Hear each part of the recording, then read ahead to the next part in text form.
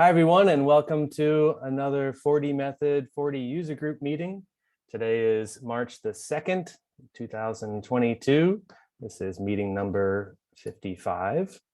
On our agenda today, we're going to talk a little bit again about 4DMethod and some 4DMethod news. We'll highlight the meeting on May 25th, where we'll hear from the Southern Illinois University MedPrep program. We'll get a little bit of a introduction and perhaps a recap of the 4D happy hour, 4D on tap from Kirk Brooks. We'll talk to Jim and Louise and get some 4D news in California. And then we'll have Ad Commensurensary talk to us a little bit about some of the recent tech notes in the 4D knowledge base. Then we'll get on to the special topic of the day, the JS component, taking 4D to the next level. We have Aparajita Fishman joining us to show us some of his recent work and ports from the world of JavaScript. Then we'll talk a little bit about the next meeting on April 13th. So my name is Brent Raymond. I organize these meetings of the 4DMethod 40 user group. Our website is 4dmethod.com, and I can be reached at 4dmethod@gmail.com. I would also like to give a bit of a hello and a welcome to some new guests that we have today. You may have noticed that a sign language interpreter is with us to help interpret my ramblings. I'll do my best to speak clearly and give them an easy job. I thought this would be a nice opportunity to exercise some sign language. So here are a couple signs we can all use to start the meeting off right. Hello and welcome. So hopefully I did that right. But what we do here in the 4D user group, we're trying to just bring together a scattered community of 4D users and developers. We use Zoom to do these meetings and to allow people to participate from anywhere. All of them are recorded and are on the 4DMethod YouTube channel.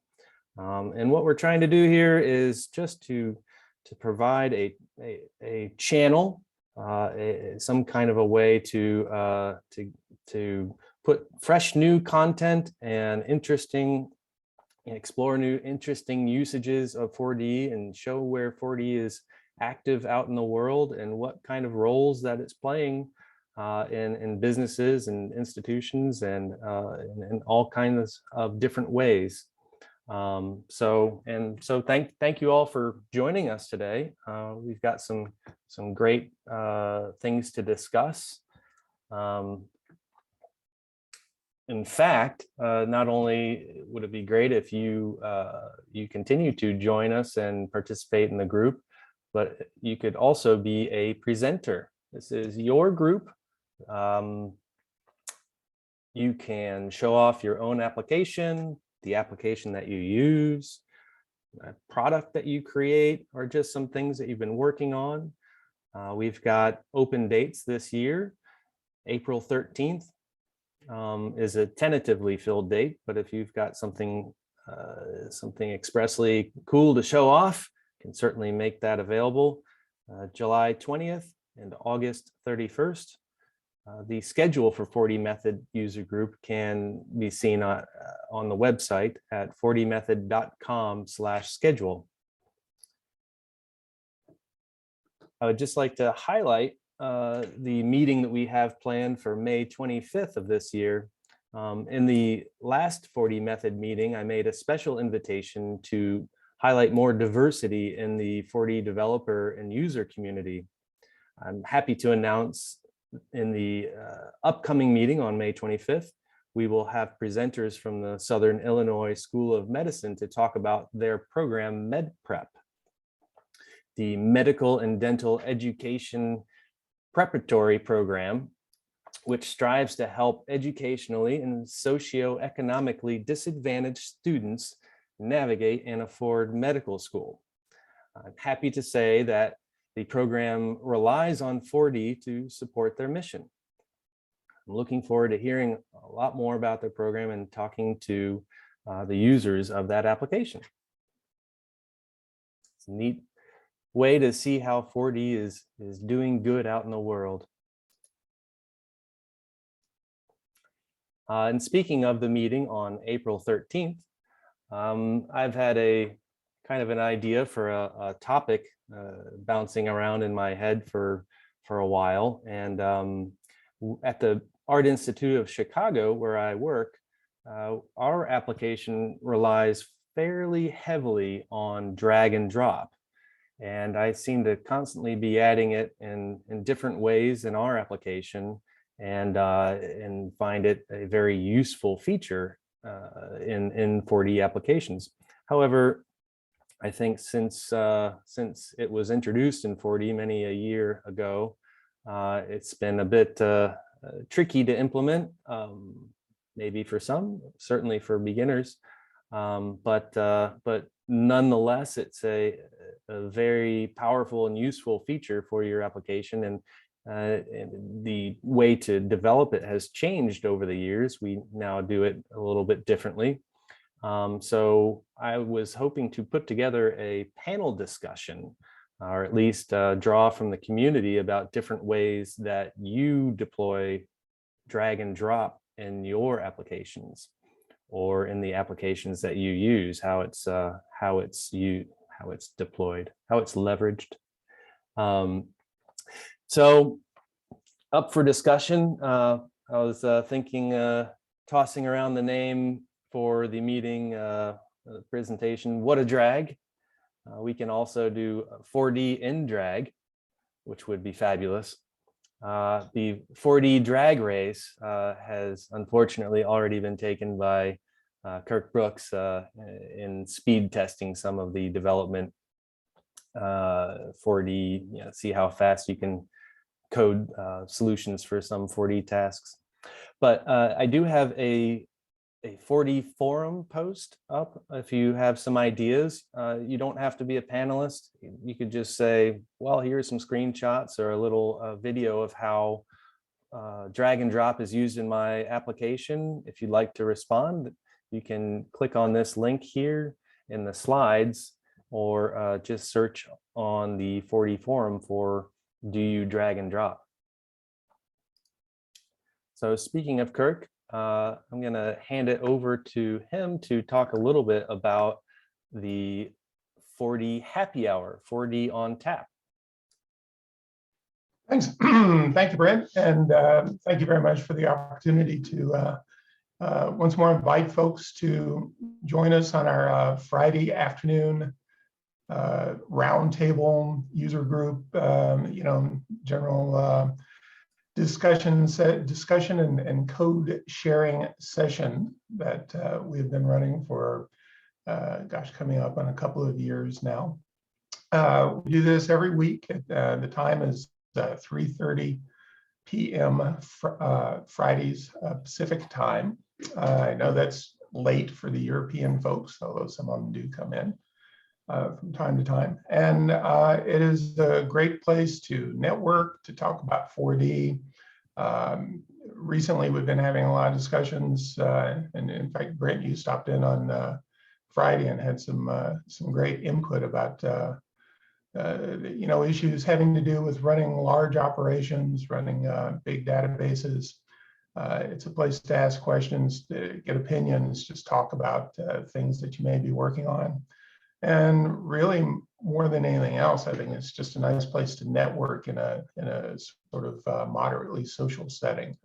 So this is a Zoom meeting. I regularly post the link on the Discuss forum and various Slack channels. I just noticed I apparently messed up an update I pushed onto the website, 4dhappyhour.com. So I'm going to have that clarified here in the next couple of hours, but you can get the link from there. You can come and go as you wish, and I just invite anyone to stop by when you have time. Thanks, Kirk. I definitely enjoy joining and hanging out every so often when I can. And it's always an interesting discussion. Again, it's not always just chit chat. Can talk technical issues if you're having any kind of problems with the development approach and whatnot. The attendees generally are very open to discussing all things 4D and some other things as well. So definitely a great way to get involved in the 4D community. Fun and relaxing. And now over to Jim and Louise at 4D to talk a little bit about news from the 4D company itself. Thank you. So I will be really brief. I just have one specific news I wanted to share is that we will be more active on our Twitter account, and we're going to try other social media after that. But just so you know, we're doing some posts, and we usually post about latest tech notes or this event. We are sharing all the latest news on Twitter now, and we use the hashtag 4D Inc. specifically for the news related to 4D in North America. So if you have Twitter, or if you have not yet, well, it's the time to get it. And so you will be aware of what we're doing at the latest. So that's it for me. And now, Jim, if you want to go ahead. Yes, thank you, Louise. Yeah, it's great to see that our social media platforms are being updated and getting a little more modern now. So it's great. Thank you, Brent, for inviting us. Add Louise and I always appreciate the invitations and getting to discuss what's going on at 4D. So thank you. I really like the idea of a panel discussion. We've had those at summits before. I find they're really informative and interactive. So yeah, that would be great to do something like that. We're really looking forward to Aparajita's presentation on JS component, taking 4D to the next level. As you all know, 4D technology constantly changing to meet the needs of today's markets. And with all the new features in 4D v19 especially, I think this is going to be a very timely topic. So we're looking forward to it. And on the topic of v19, we are planning to release v19.2 next week. So there'll be an announcement about that coming Monday or Tuesday of next week. Here in California, 4D staff is back full force in the office this week after a long time away. Santa Clara County, which is Silicon Valley, which is where 4D is located, is no longer requiring masks indoors as of today. So that's great news for us. And so they're transitioning to recommendations for masks for people indoors, but for the most part, masks are no longer required for people not at risk. So that's a big move for Silicon Valley. So we're going to see how that goes. We're growing the team here at 4D. I think I mentioned that at the last meeting. We have new hires coming on in the tech support department, and they'll now be able to come into the office and work, and which makes it a little bit more attractive. We have a beautiful office in downtown San Jose, so we're looking forward to that. On the marketing side, Louise is really involved in this as well, but we are placing a renewed interest priority on success stories. So they're located at 4D.com. If you go up there now, you'll see 3 of them. One is Sweetwater, whom you all know. It's the largest music technology and musical instruments retailer in the US, and of course, the largest single server installation of 4D globally, with about 1,100 users now on their 140 production server. The other story up there, one of the other stories is CAP Media Systems in Denmark and Sweden, ERP solutions for media businesses.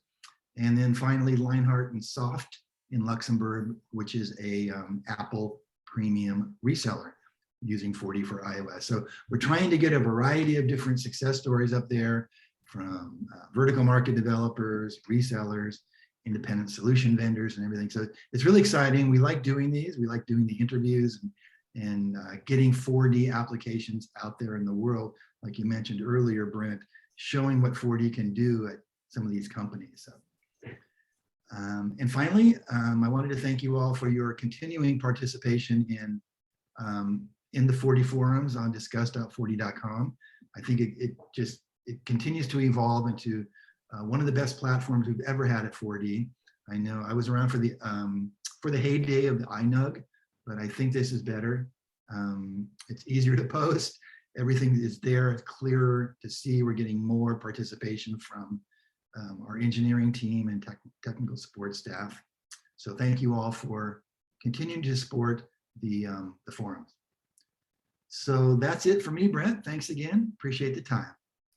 Yeah, thanks, Jim. Thanks, Louise. It's always good to seem to get a little sneak peek at certain things from you guys, like the release date for 19.2 coming up real soon. And I was wondering if we had a question on the chat here from Danny. Is there anything to share regarding the next summit or world tour? I don't have anything to share at this time. It will be digital for if we do it at the end of this year or beginning of next year. It's still being batted around in the marketing forums, in marketing and global and 4D Inc. here in the US. So no word on if you're asking about when we're going to have the next in-person 4D Summit. I don't have an answer for that yet. For the next digital one, we're hoping to do that hopefully end of year or beginning next year. Of course, we're all dying to get out there, see you all, whether it be a world tour, a summit, whatever. We're just dying to get out there. We're actually sending out a few people on site to one of our customers in the Midwest, and it's the first time we've been able to do that for quite a while.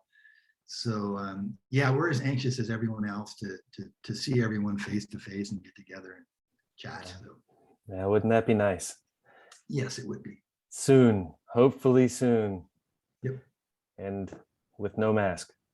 Yes. All right, well, thanks again.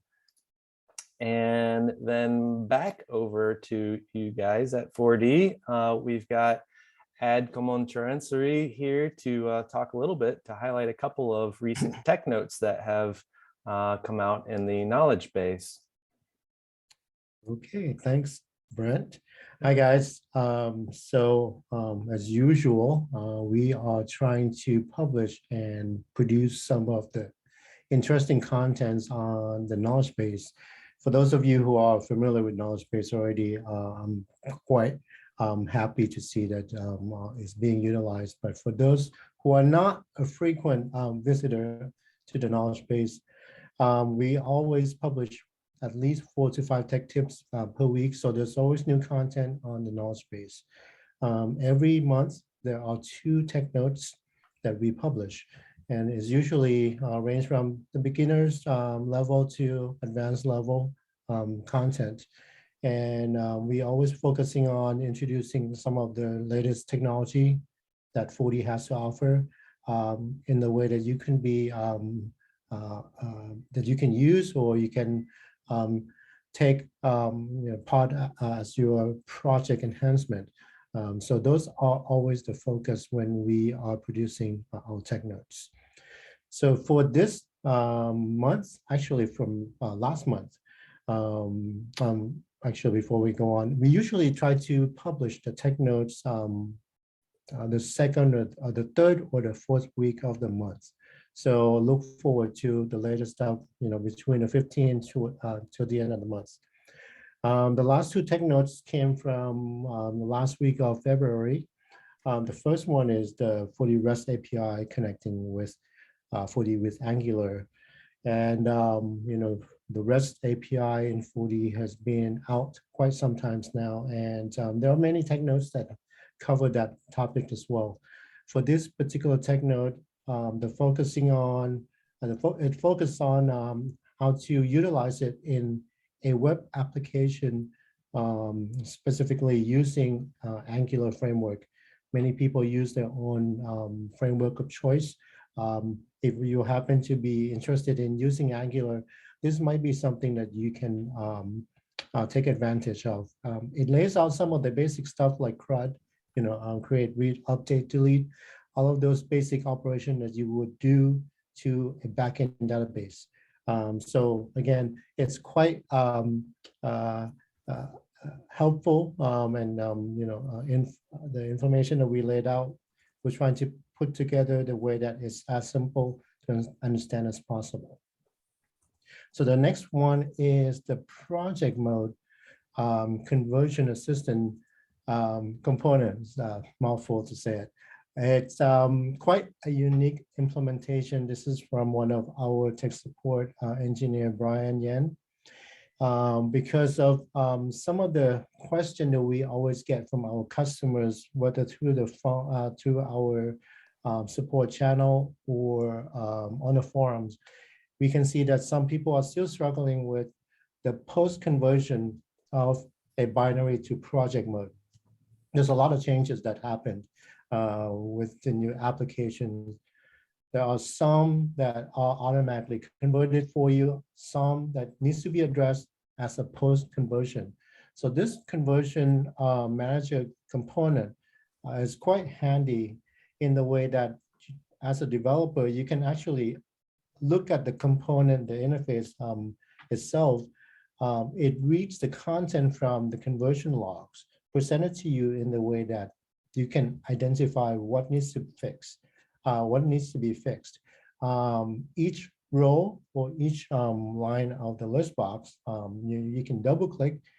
For example, if it needs to, it talks about a method that needs to be addressed or a form that needs to be addressed, you can immediately double click on a line item and it will open up those element form or a method for you automatically, letting you perform any necessary action to it. So it's a handy tool.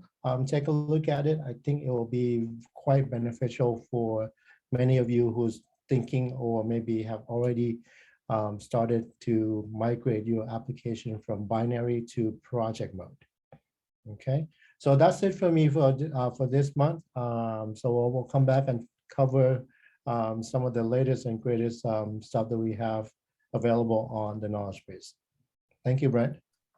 Thanks, Ed. Yeah, I took a look at that component myself, and that's a really useful tool. And many of us have sort of after conversion tasks or code updates or form updates that we like to do or that are necessary for compatibility reasons or otherwise. And it seems like a great place to integrate some of those tools to say, okay, not only are these some of the things that were logged in the conversion, but then you can work on some of the other integration issues or conversion issues as well. So if you have some of those tools, this might be a great jumping off point for interpreting the logs and working on your converted databases. So thanks, Ad, and thanks to you guys for all of your efforts with the content at the knowledge base. As Ad said, there's anything ranging from small tech tips. I picked up one just the other day about how components can use the host database just by using Orda as opposed to older 4D language. So that was just a tip, but then some of these tech notes are full-blown theses and summit sessions in themselves. So great content there and definitely worth keeping an eye on. So thanks for highlighting those, Ad. So now on to our presenter today, Aparajita Fishman, who may have to be a little bit flexible with due to some world events that are happening out there. We've all got friends internationally, know people these days one way or another, especially through the 4D community and otherwise. And so we might have an interruption here or there, so you'll have to hopefully be flexible with us. But Aparajita is joining us from Seattle, Washington in the United States. He started programming professionally as a junior in college at Harvard, nonetheless, when studying religion. I'm sure that's a story in and of itself.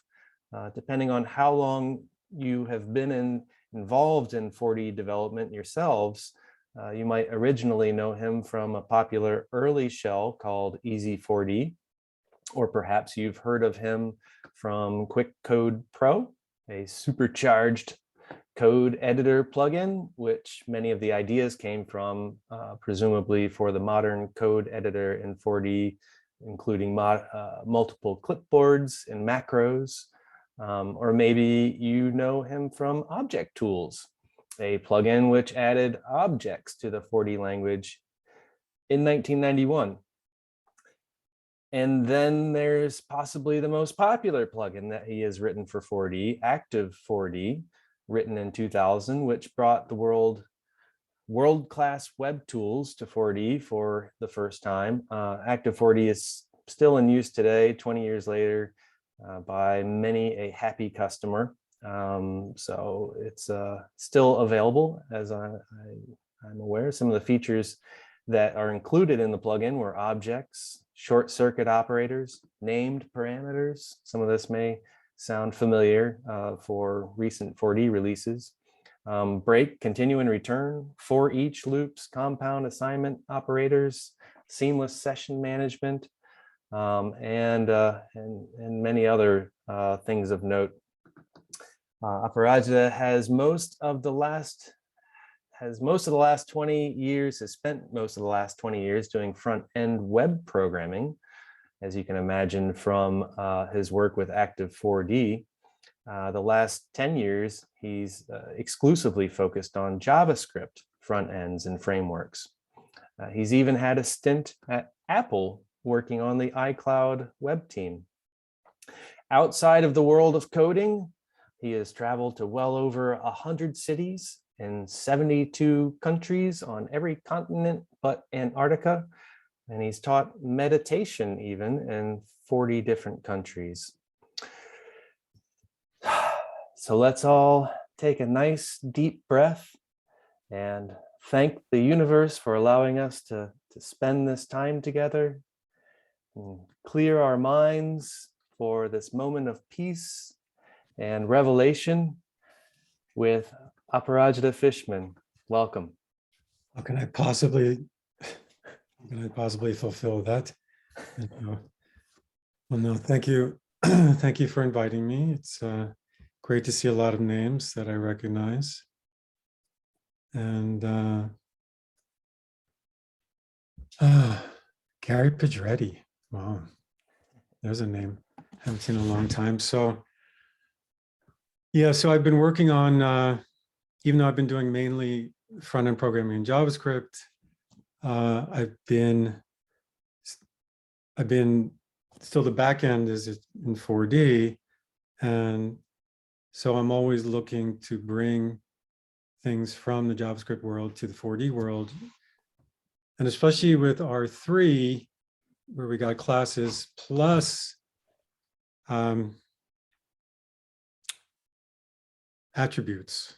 Yes, it made it a lot easier to start porting code directly from JavaScript to 4D. I actually did it before then using fake classes. I know Ad, he talked about a little bit about the 4D REST API, which is great, but there are some sort of holes in the functionality there, which I filled in by porting the most popular HTML, not HTML, but the most popular like web server for JavaScript called Express to 4D. And we've been using that in for this Wilsa product for the last 1.5 or 2 years. And I don't know, maybe since you got an opening in April, maybe that'll be the next thing I show. So anyway, today I have a billion things to show you. I've been porting a lot of functionality from JavaScript to 4D in order, actually, initially, I did it to support the writing of this Express 4D, I called it. But I've kind of spun it out into its separate component. And there's way more that I can go through all today, but I'll do my best to give you a taste of it. So it's all class-based to begin with. And there's a couple key object-oriented concepts that it uses. One is called aggregate. Excuse, my brain is so fried, forgive me, because all I've been thinking about for the past week is my friends in Ukraine, who I'm desperately trying to save.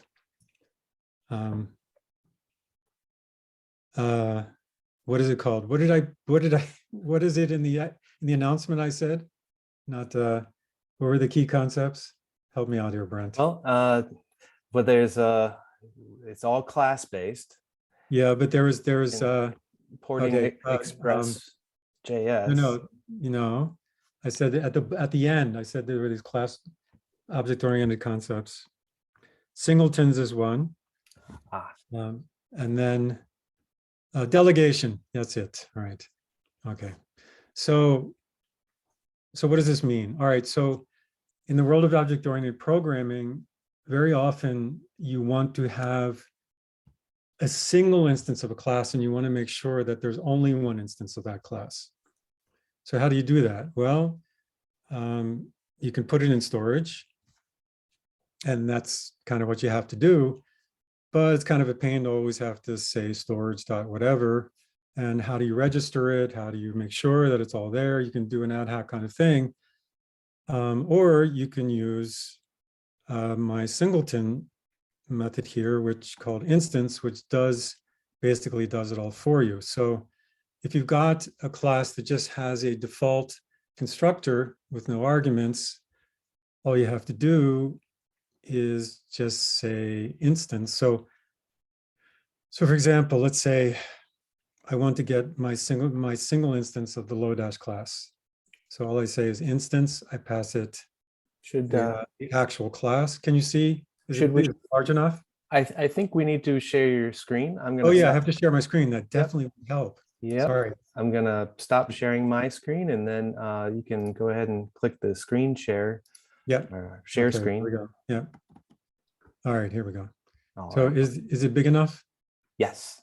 Okay. Looks great. All right. So the idea is you just call instance, and and you pass it the class that you want to create and you want to get an instance of. And what this does is it checks, I mean, if you want to see below behind the curtain here, basically all it does is it checks to see if that class is registered in storage. If it isn't, it creates an instance of it and registers it, which basically just puts it in storage underscore singletons. So, and if it's already there, it just returns it.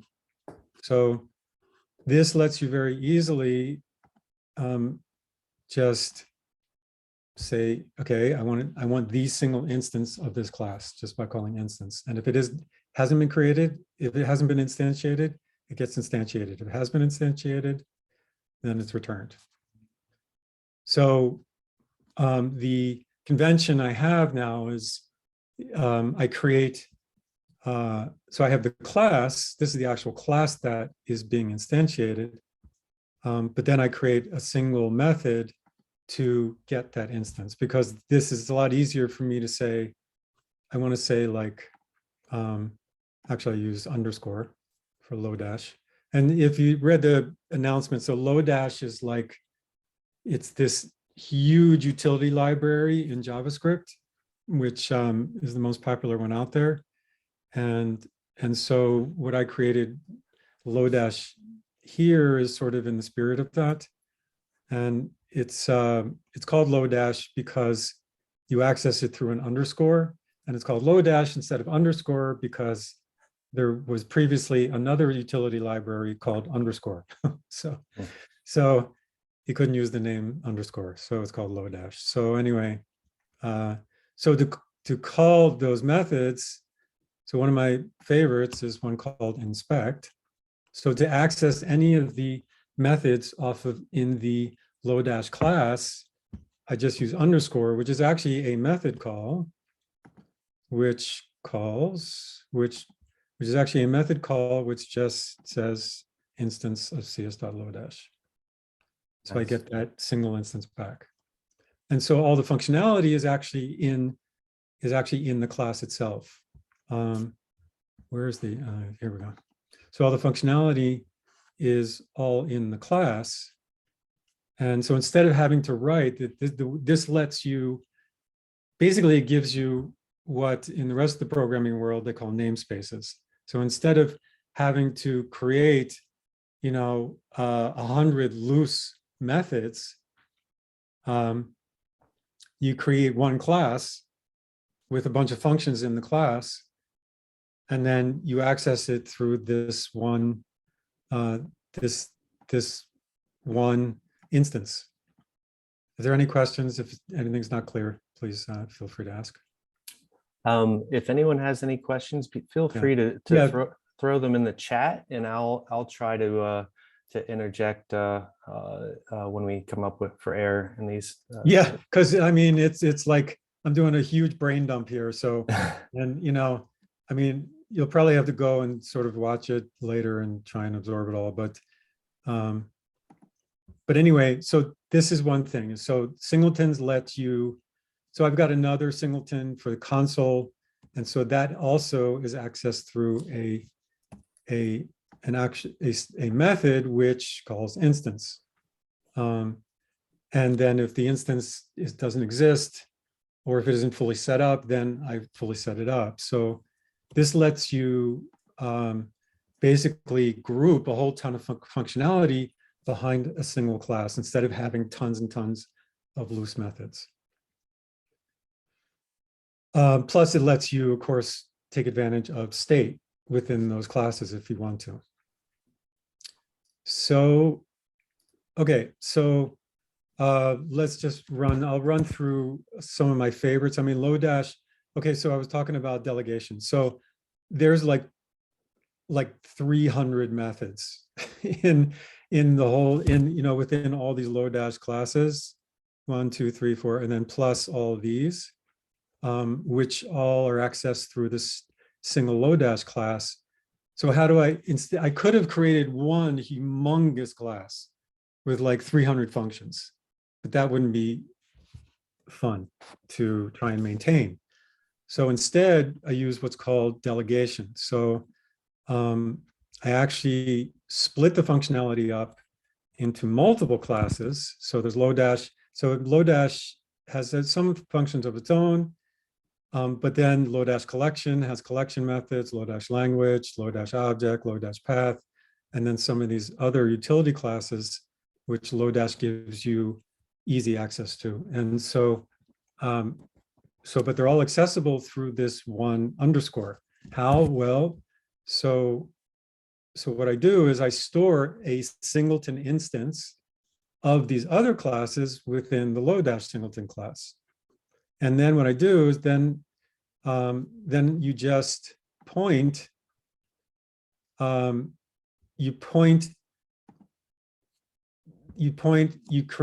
just copy a reference to a function in the other class to the one you want to delegate to the class you want to delegate from. And so just by doing this, I can call underscore instance of, and it will actually call underscore dot lang dot instance of. That's nice. Okay, so now in some cases that works just like this if the delegate class does not have to call reference this within the delegate class. If the delegate class has to reference this, then it needs to be called via the instance, so that within, so like within Lodash, let's see, where was I? So let's look at like collection methods. Yeah.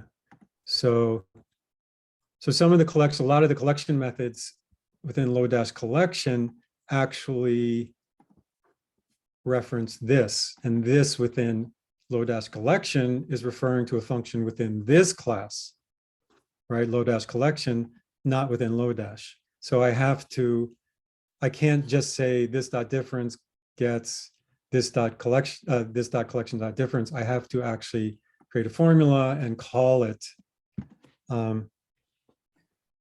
Now, unfortunately, in 4D is missing one critical command, which in JavaScript is called arguments. And arguments in JavaScript returns an array of all the arguments that were passed to a function. And so, unfortunately, what I really would want to do here is go like parameters, just say parameters. Actually be find dot, I would just say find dot apply, like that. And then parameters would be a collection with all of the parameters that are passed to that function. And that lets you forward, that would let you forward the whole parameter list from one function to another. But we don't have it. I've asked for it. I made the request on the forum, and unfortunately, I've been told by 4D Engineering that unless it gets more votes, they're not going to do it. So when this whole thing is over, there's actually several proposals I have, which I hope you will all go and vote for. and hopefully they'll be implemented. It will make life a lot easier for object-oriented programming in the future.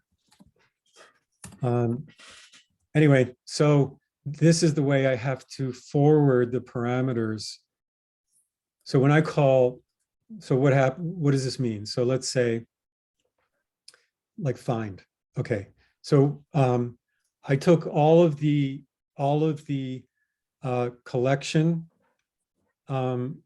methods in 4D that take a method and wrote them as functions that take a formula. Yeah, I'll post them all later on. So for example, find, I mean, instead of having to write an extra loose method just to find something in a collection, you can just say, let's see, 2, 3, 4, 5, and I want to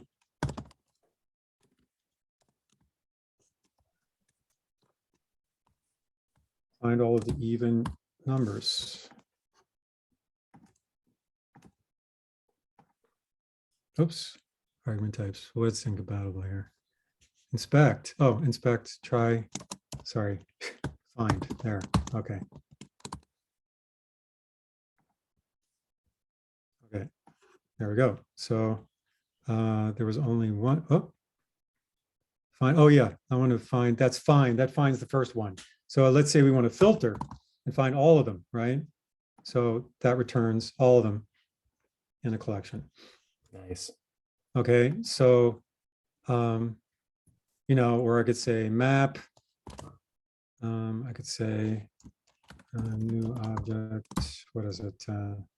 I can't remember. Anyway, I can't remember everything. Just like millions. And everything, by the way, everything is fully documented in comments for every function, all the parameters. I also have a convention I use because we have inline block comments now, which is quite useful. So I use that to document if a variant parameter, if it's optional, I say from there on, basically that's saying from here on, from there on is optional.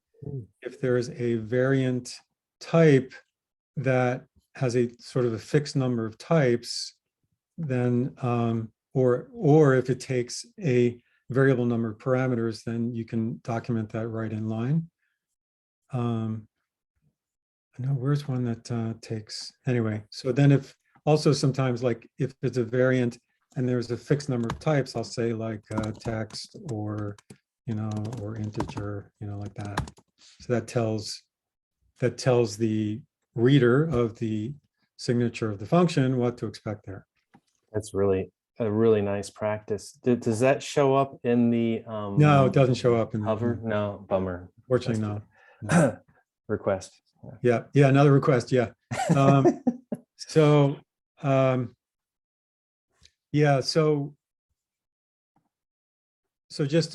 just run through quickly, I guess. Let's see some of my favorites here. So the ones that are really useful, most useful, inspect. Inspect is one of them. So inspect, you feed it anything of any type, and it will do its best to give you a useful, sort of debug representation of what it is. So if I give it a string, it actually shows it as a string with quotes. If I give it a collection, you saw that it actually formats it as a collection. If I give it an object, let's see.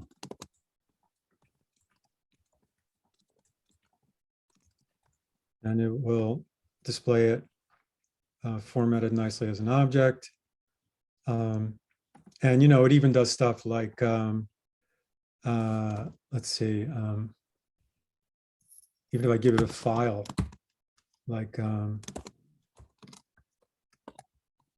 see, let's try like, what do I have?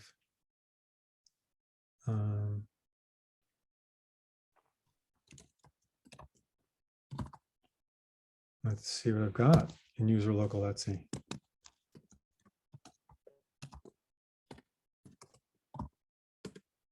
Aliases, okay.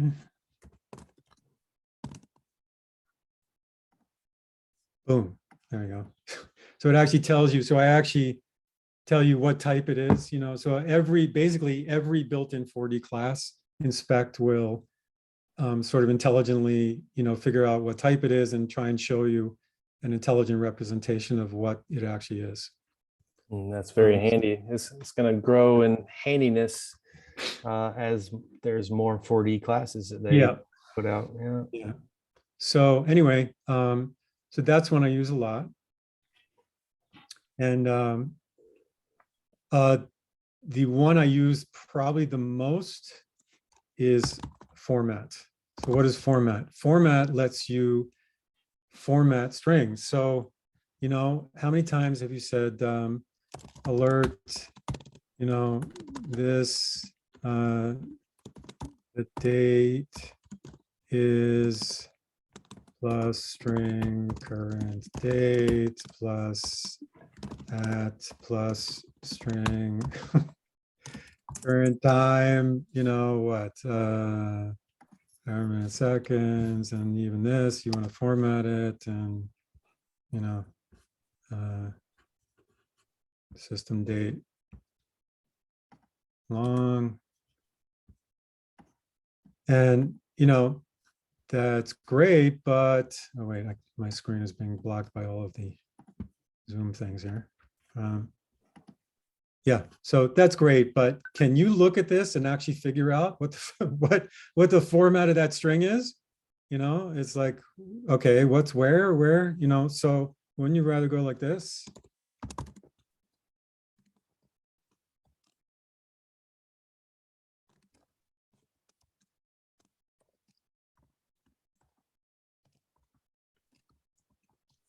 Okay. Actually, this should be,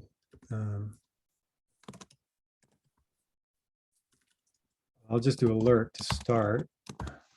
Oh, and by the way, I will post it somewhere if people want, you know, on typical Unix-based systems like Mac OS, there are standard keyboard navigation equivalents.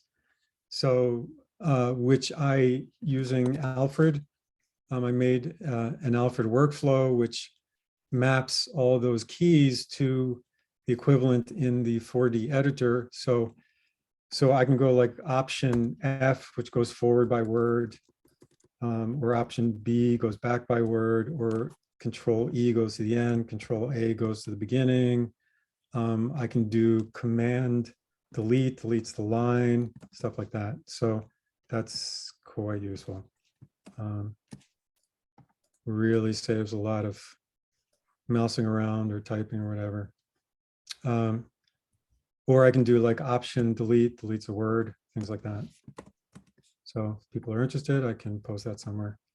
Anyway, so format takes a template string, and then starting from 0, because 0, you have to get used to 0 as the index base, because with collections everything starts with 0. So so then you give it these are placeholders, anything within dollar and then the brackets, curly braces.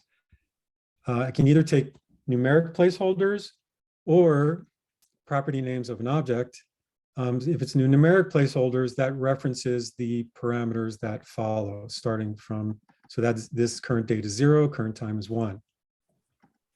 And there we go. So now if I want to, now you can also format, give it a format. So let's say current date, let's see. No, I want 4D string. Okay, so date formats, here we go. So let's say I want system date abbreviated, that's 2. So I just put 2 there, and there we go, formats it with that. If I give it a number,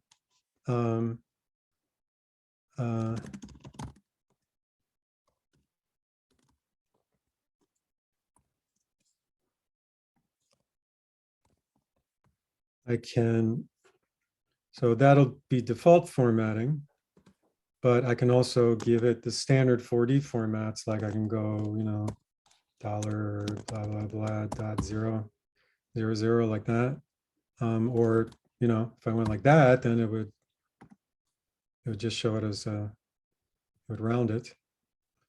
So this is incredibly useful and powerful. And you can also pass, if the first parameter here is a collection, and by the way, you can reuse these placeholders more than once.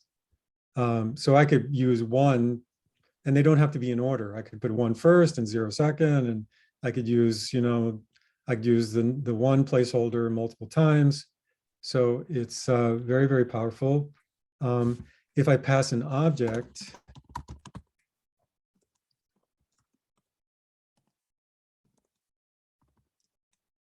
where are you, Minneapolis? Let's call it Lake Bluff. Lake Bluff, okay. So if I say, my name is name, I live in city, okay? So we can, so now if the first argument after the template is an object, then the placeholders can refer to properties of the object. That's nice. Yeah. And whether tricks does format have up its sleeve. So now you see, I had to say alert, you know, underscore dot format. There's an even easier way. I can just say underscore dot alert, which takes a template and arguments. So it's which and all alert all underscore alert does is, just pass it through to, it basically just does, this. That's all it's doing, but it's just a lot more convenient. So Here's a question. Mhm. Can functions be used in the $ curly brackets? No, but they can be used, no. Okay. Because there's no, you mean like a formula? I suspect that's the case. Yeah, well, the thing is, there's no point because, all the formula, whether if I just execute the formula, I'm just going to get the result of executing the formula, and you might as well just put that right here in the argument itself, right? Right. Yeah. So, all the formula is going to do is return a value, and you can just put the value directly in line. The point is keep it clean. Yeah. So, there was all kinds of things I considered. Like I could have said, if the object had sub-objects, you could go name dot whatever dot foo, but I just figured you could just as easily do that, here by saying person dot foo instead of doing it. So that's format. What else do I use a lot? Let's see.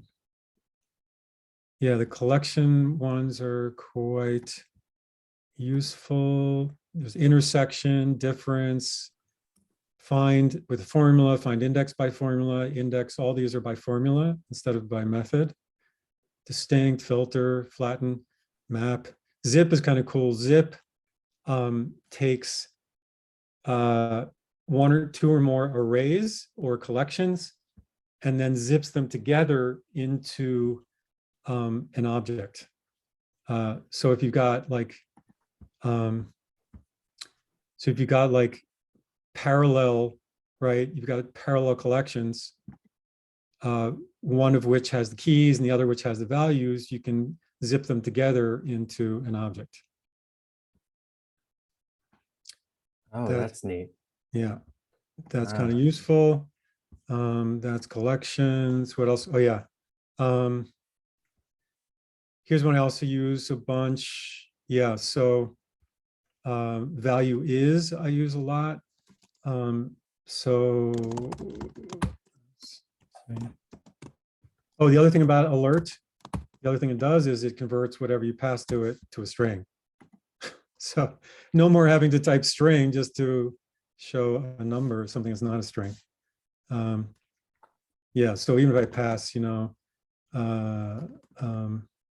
a date or a time or a collection object, it turns it into a string. And actually that's one of the key, got this, which is all leveraging this one. I've got, so there's a couple of different ways you can convert things to strings. So one is, well, it's all in the string class. Yes, where is it? Yeah, here we go. So there's toString and there's stringify, there's toString, description, and stringify. So 3 ways to convert something to a string. So toString does its best to just straight convert something. Let's see. Without. Yeah, so there's no quotes around it. So it's just converting it to a string. Just to prove that that's toString is doing that there. Whereas stringify, whereas description is a debug description. Okay, so if I pass a string, it's going to put the quotes around it. So inspect is actually using description under the hood. But the interesting thing about if you use toString or description in your own code, the nice thing about that is if you have your own classes, toString looks for a toString function in the class And if you pass it an instance of a class, if the instance actually has a toString function in the class, it will call that. And likewise, description, if there's a description function in the class, it will call that. So let's say I have a class called foo, and I want that actually to be debuggable.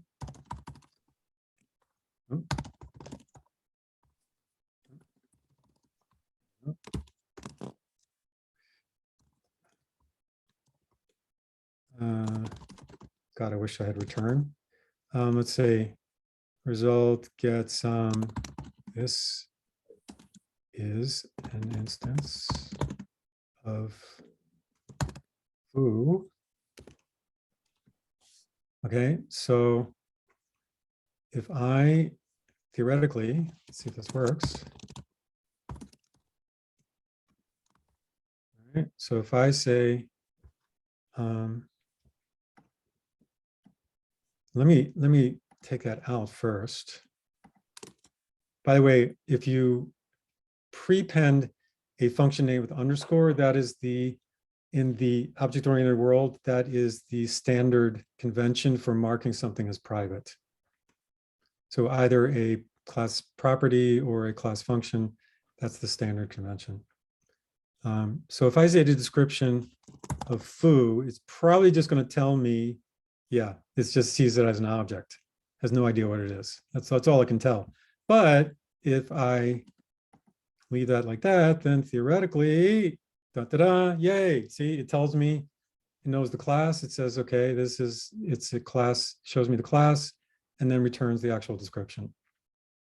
Nice. And if I added, say, let's say I added toString, I think this should work. This is so long ago I did this. Now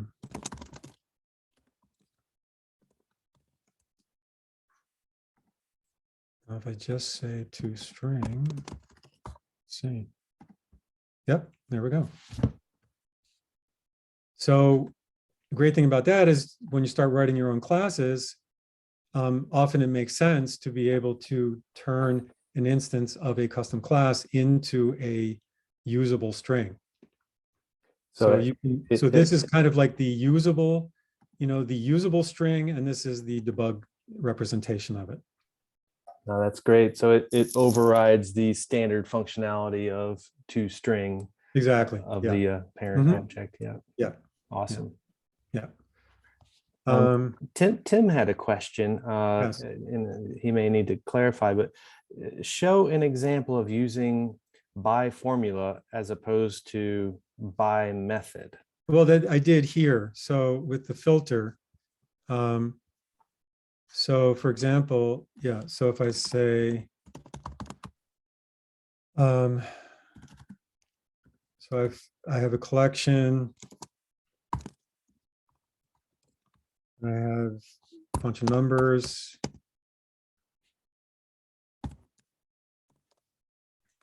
Okay, and let's say I want to get all of the ones that are even, right? Mm-hmm. So in 4D, I would have to say c.filter, and then I would have to pass the name of my filter method.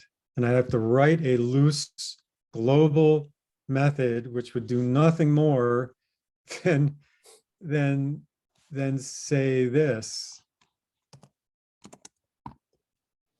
Yeah, I've been suspecting that they would replace that with actual formulas. So now with Lodash, I can just say underscore filter, pass it to the collection, and then a formula.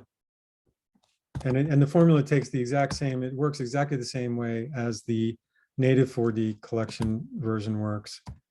And it gets an object with .value as the value,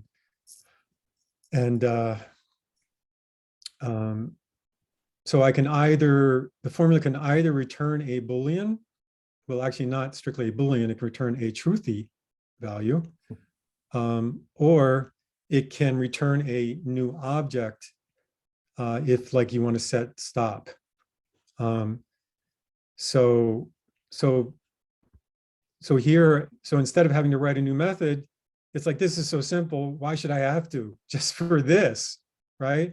Right. It's like here, it's in the formula, and there it is. Yeah, I hate writing a method for like a query or something that's very simple. Yeah. But the formula has got to be a single. It's got to be evaluated as a single line value. It can't be multiple lines, right? Yeah, well, that's unfortunate. That's not my limitation. That's unfortunately 4D's limit. Yeah, I mean, so we should all go online and demand that they give us multi-line formulas. Yeah, then they would really, really be useful, because then they would be anonymous functions, which is what basically every other programming language has. And it just dramatically enhances, the kind of stuff you can do. Could you? Do you think you could hack process HTML tags and 4D code to do that? I mean, can you return? Can you return? If you were determined, yeah, I guess you could, but it would get pretty ugly pretty fast. Okay. So, I mean, this, just even having this, there's so many use cases where this alone. I see an immediate use for it. I see immediate use right now for that particular thing. Yeah. And the thing is, it's like, because I've created so many utility things, even just a one-line formula with like, if I can, with like format and all this other stuff I've got, there's just so much stuff you can do. So yeah. Yeah, exactly. So, yeah, I wish we had multi-line formulas, but this right now, at least this saves you having to write one method for this for like 10 characters. And formulas can call other formulas, obviously. Yeah, exactly. Yeah. Call other formulas. So yeah, you can have nested formulas. Yeah. So anyway, so that's that. Another one I think you'll love is date time. So I've created a class. Actually, no, let me run real quickly. Object.assign. This one is very important. So very often you have a case with object-oriented programming where you've got object A with its properties, and you've got object B with a bunch of other properties, and you want to combine them. Well, how do you do that? Well, it's like, do you really want to by hand loop through them and say, for each prop, object, object B, prop, it's object, prop. I mean, that's like, no thanks. Okay, so if I had to do that every time, I'd go nuts. So and what if I had multiple objects I want to combine? So assign, and this is right from JavaScript, assigns all the properties from all of the, so you can pass it a series of objects. So let's say O1 is new object, O2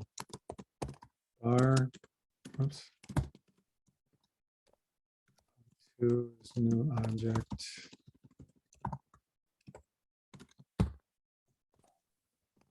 It's 7, okay.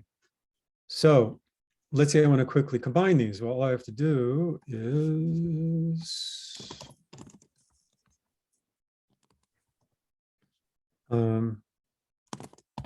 O2. So what's this going to do? It starts from right to left, and assigns properties, all the properties from the objects starting from the right to the objects to the left. And the first one is the target. That is the one that actually gets mutated and returned. So you'll see if I do this, you'll see that actually object 1 was mutated. Okay, so you see now object 1 now has got the properties from object 2 copied to it. And you see it was mutated. So if, let's say, object 1 actually had as even if it had that property, that'll get overridden by the ones to the right. So, and the typical trick is, let's say you don't want to mutate this. Well, all you do is you just pass an empty object as the first one, and then everything to the right of it gets copied to that, and that new object is returned. So now you'll see that the result is the combination of this and this, but object one has not been mutated. So there you see we get foo bar about 7, but object one was not mutated. Clear as mud? That's immediately useful. Yeah. Awesome. Very, very useful. Yeah. I mean, these are just like fundamental things from, from the JavaScript world that it's like you can't, like we couldn't live without in the JavaScript world. Yeah. So they're incredibly useful here. Yeah. One thing I did is I actually ported the JavaScript version of Truthy to 4D. So, how many times have you wanted to say, if you want to know, so Truthy in JavaScript is, if its text it's false if it's empty, it's true it's otherwise, object is false if null, true otherwise, false if, collection is false if null, true or otherwise, Boolean its value, null is false, undefined false, number false if 0, true otherwise, anything else is false. That's the JavaScript. So anyone coming from the JavaScript world, they can use this and not be confused because they're used to thinking of Truthy as this. And this is actually most of the time, it turns out most of the time that's kind of what you want Truthy to be. Because very often it's like you want to know, well, if the string's empty, it's useless to me. And then for more object types, you just want to know whether they're null or not. So, I can say, let's see. So then it just lets you say, if dot Truthy 1,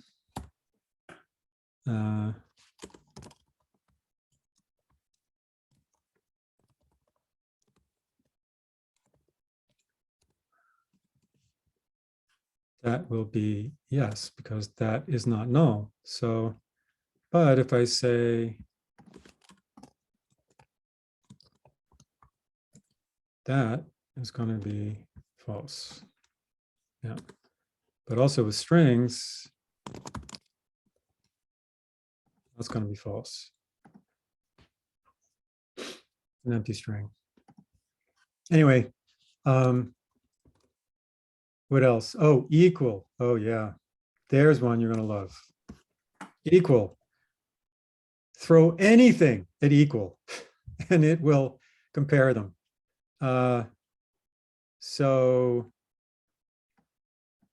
And without puking. I mean, that's the beauty of it. So you can throw, if they're type compatible, first it checks to see if they're type compatible. So I can say that, and instead of causing an error, it'll just return false.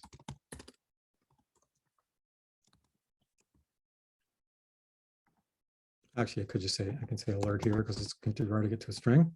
There we go, false. But you can compare anything. I mean, I can compare two objects.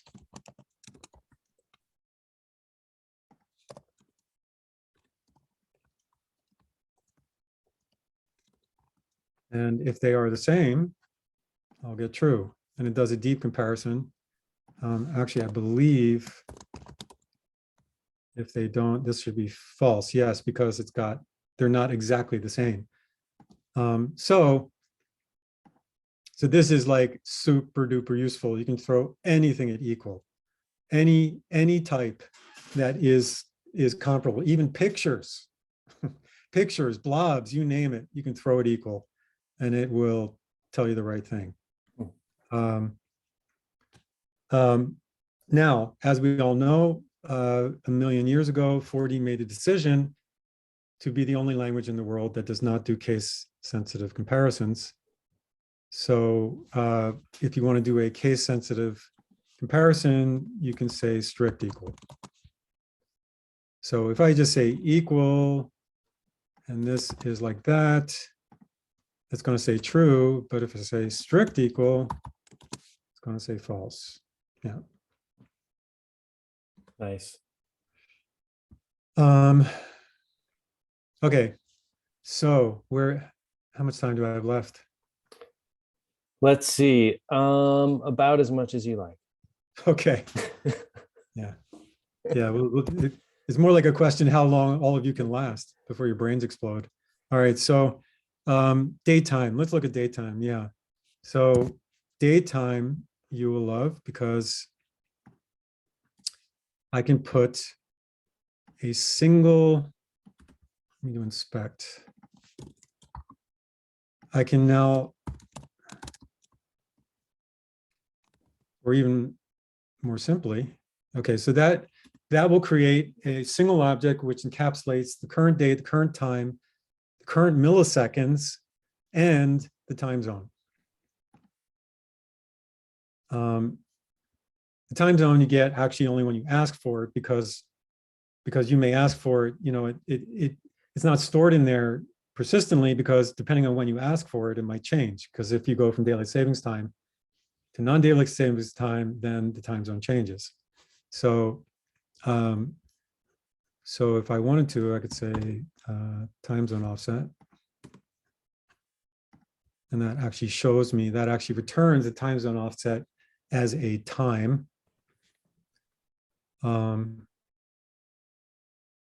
And that's, you know, based on the current time.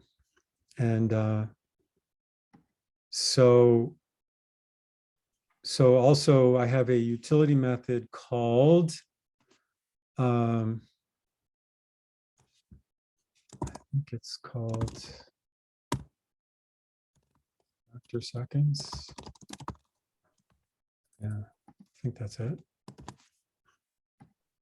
Yeah, so I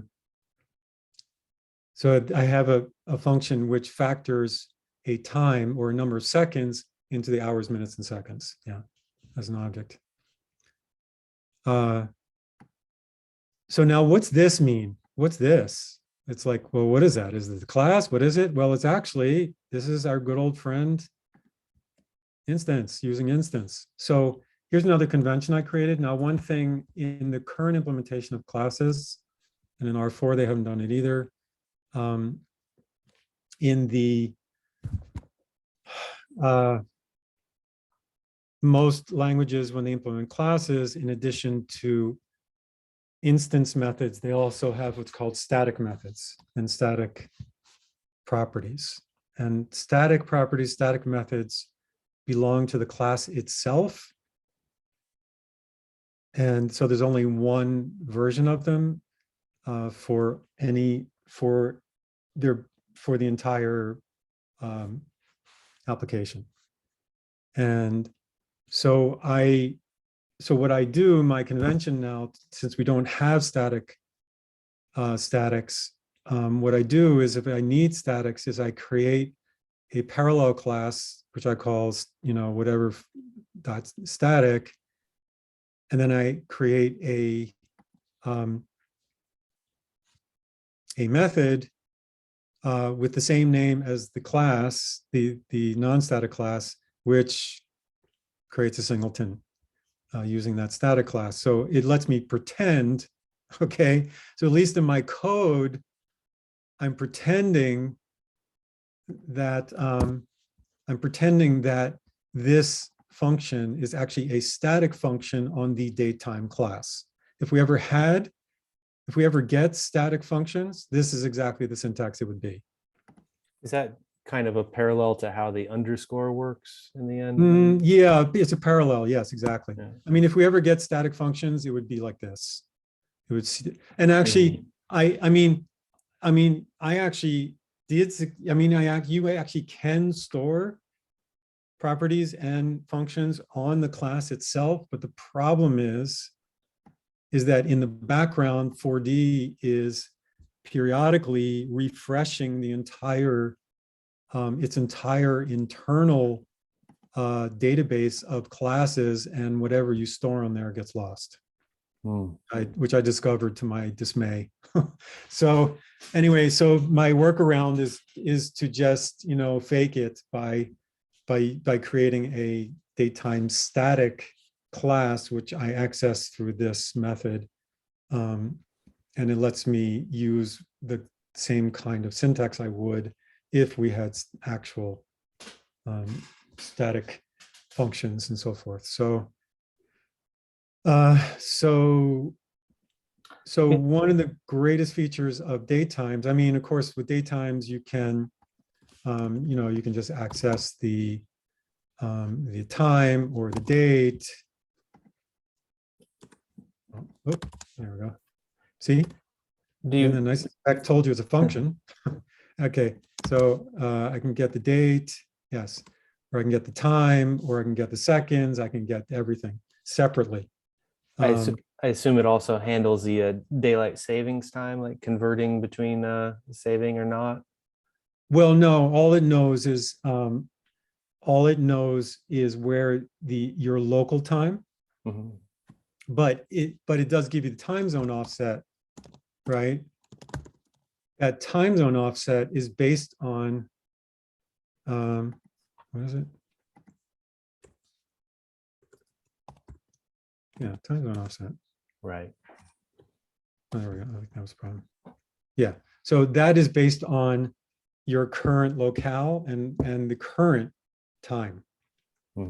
So if I did this at 11:59 and 59 seconds, just before daylight savings time changes, and then I did it 2 seconds later, this time zone offset would be different. Gotcha. That's cool. Yeah. Yeah. So, one of the, I'm sorry, is there a question? Oh yeah, one other question before you continue. Kirk was asking if you could just say a couple more words about the background. Yeah, I see that now. Yeah. So the Yeah. background refresh. So basically, I mean, basically 4D has a separate store, right? Just like it's got DS and it's got storage, but CS is basically a separate store, and that's how it's accessing the class definitions. Well, when you edit the class in the editor, well, how does the store get refreshed, right? So what's happening is that in the background, even when you're not changing those classes, periodically it seems 4D is actually completely refreshing the whole user class store, and it just wipes out whatever instances of, because these are actually objects. CS.datetime is a class object. So there's it's as if you're saying storage.datetime gets, new object, whatever, which is, and its class is, its class name, and the name is, its class name is datetime and whatever. So, and then you've got all the functions. And so periodically internally, 4D is just refreshing this whole store. And so, yeah, so that unfortunately will make it very difficult for them to have statics on classes. Is that only happening on when you're in dev, when you're, like in a yeah, I mean, I don't know. I haven't tested. Yeah, I haven't tested. Okay. But the problem is even if it's only happening in development, it means that you just can't even test your code. I mean, you just can't count on the code working. If you're trying to actually store something on the class itself, I mean, I can say cs.datetime.foo gets bar.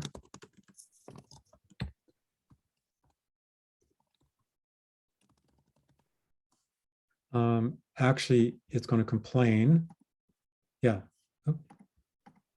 Yeah, it's going to say I can't do that. That's right. I have to say use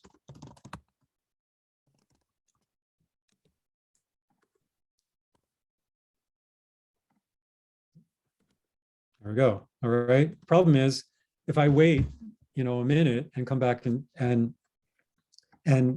don't do that, if I come back and do this in a minute, I'll probably get undefined.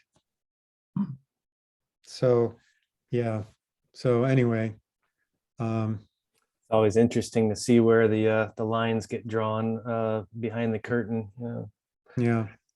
So, okay, where were we? Let's see. That was, We're doing date time, and then I interrupted you. yeah. So daytime, yes. So daytime, the other really important feature of daytime is I have ported, where was that? It's called fecha, right?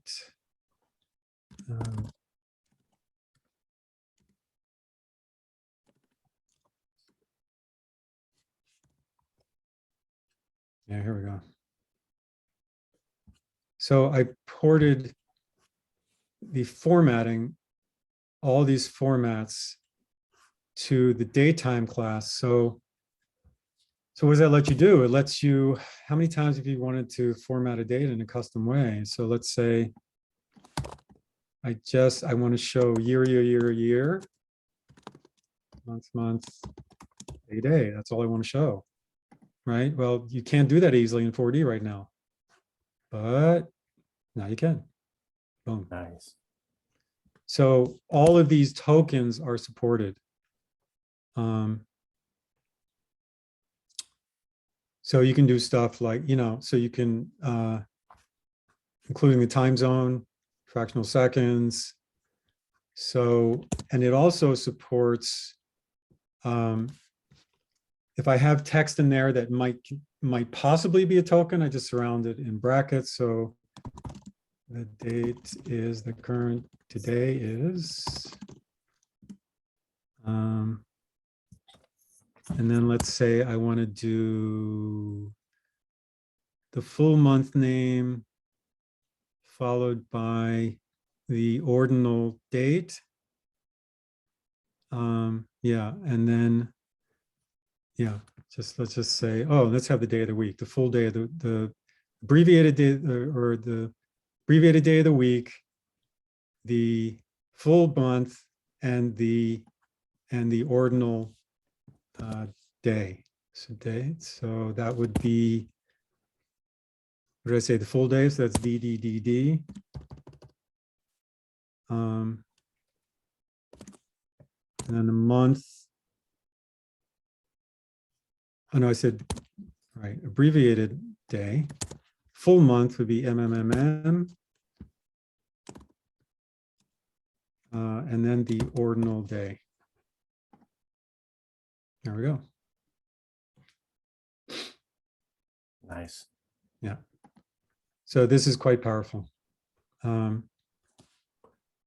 This Just to show you, here's another object-oriented trick, which the way I implemented this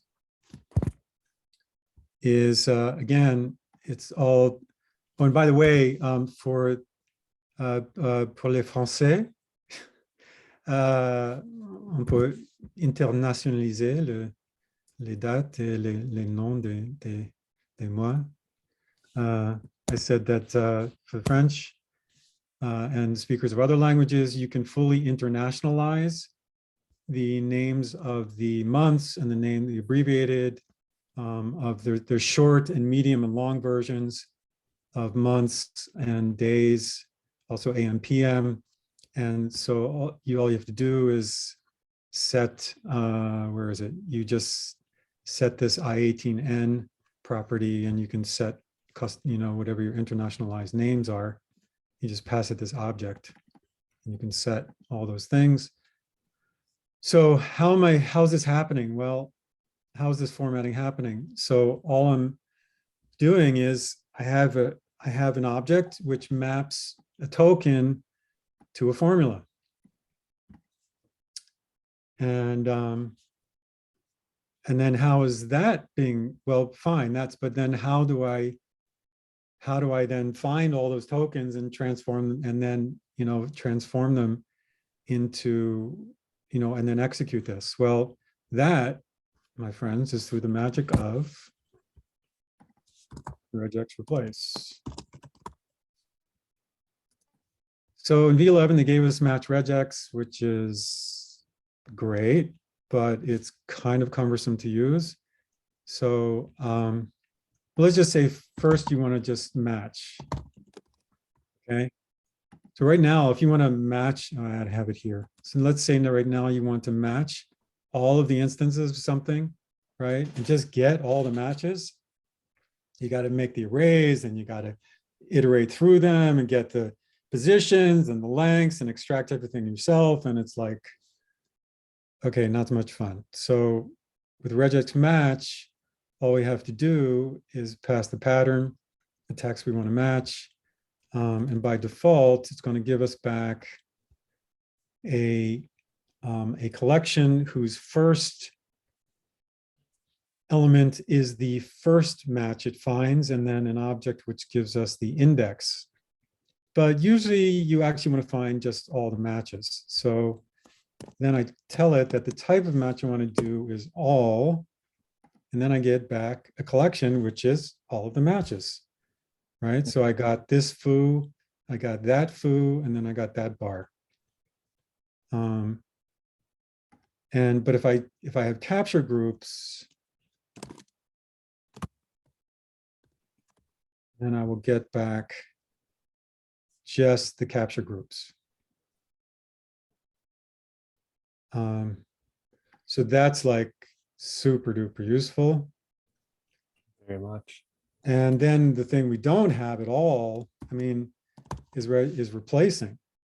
So let's say I want to, and let me make sure that I have the syntax right here. Let's say,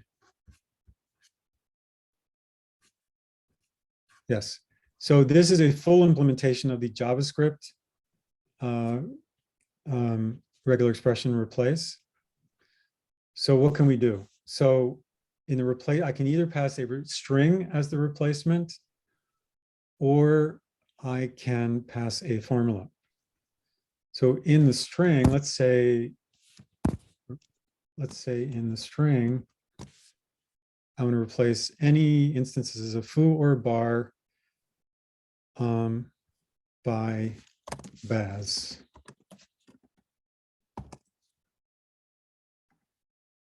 Oops. Oh, regex? No, that's not what it's called. It's called regex replace. Okay, there we go. All right. That's awesome. Okay, so now what else can I do? I can, there are placeholders that I can put in the replacement string, which do various things. So I can reference the match substring. I can reference everything that precedes the match substring, everything that follows the match substring, or I can reference a numbered capture group directly. So let's say there's more than one capture group. So let's say we capture that, and I want to replace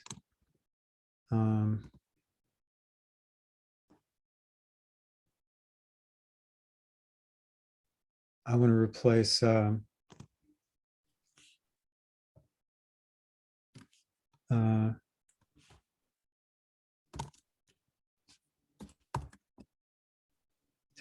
to, yeah, this is going to be, is it numbered from 0? 1 based, okay. Let's see if this actually works. Yeah, there we go. So I referenced the first capture group, which is say. So it's like super powerful. Now I can also pass a formula which will receive the match substring, the captures, the offset, blah, blah, blah, and I can do whatever I want. So with that, so here in date time static, oh no, actually it's in format. So how does format, the datetime format, do its magic? Well, all it does, it's incredibly simple. And by the way, so datetime, I implemented all the functionality of dates. So you can add days. And this is really kind of cool because you can add days, you can add plus time. And actually, if you add time and it rolls over, positive or negative time, and it rolls over to the next day or the previous day or whatever, it adjusts the date. You can also pass time as a string with like S for seconds, N for minutes, H for hours, stuff like that. So extremely useful. You can compare dates. You can get the difference of dates and times. Just say, are they the same? Is it before or after? Which is equivalent of less than, or, you know, because it's not a primitive type. You have to do it this way. So yeah, so all format does is it just calls regex replace, calls the formula, and then it just calls a function within this same class. So someone was asking about, this is kind of a way, if you're using classes, you can get around the restriction of not having multi-line formulas. And there's one very important aspect of formulas, which a lot of people may not know, and that is that formulas capture they capture local variables at the point at which the formula is defined. So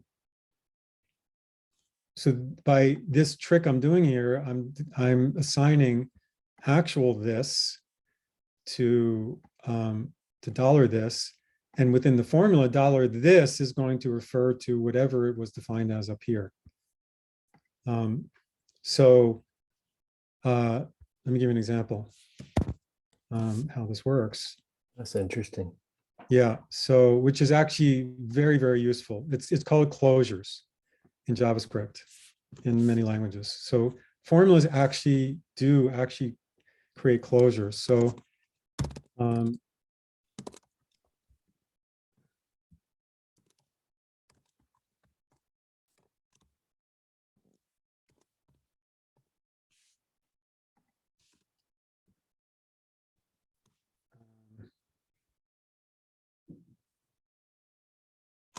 here, let's do this. Let's see.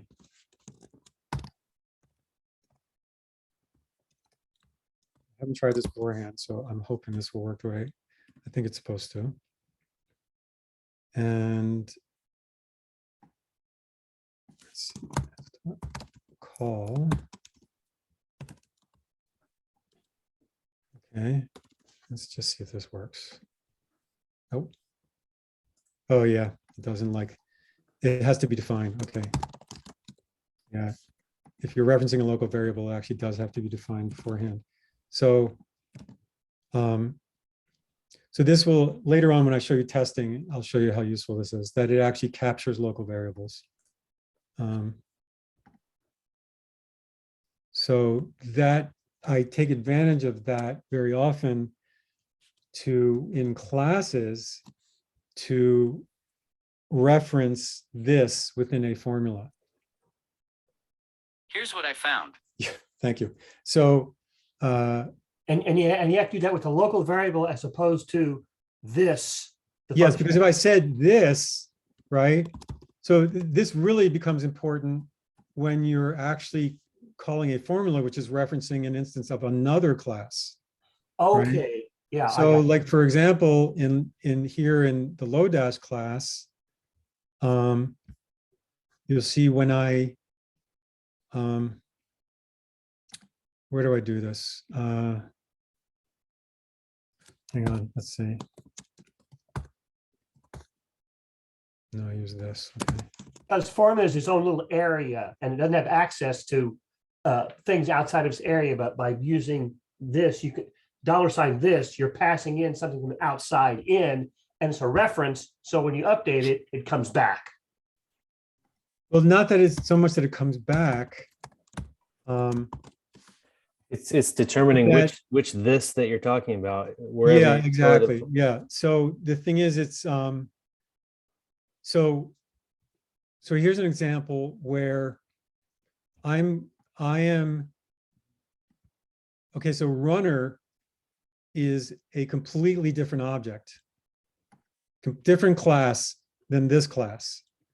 And I'm passing this formula to runner, which is actually going to store and call that formula at a certain point.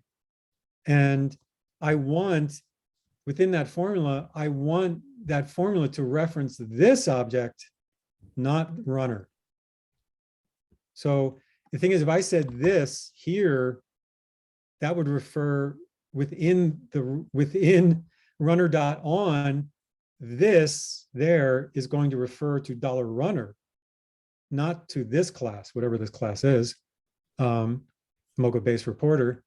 But if by doing this trick here, by using the local variable, which is a closure and is captured by the formula actually remembers, will keep that value.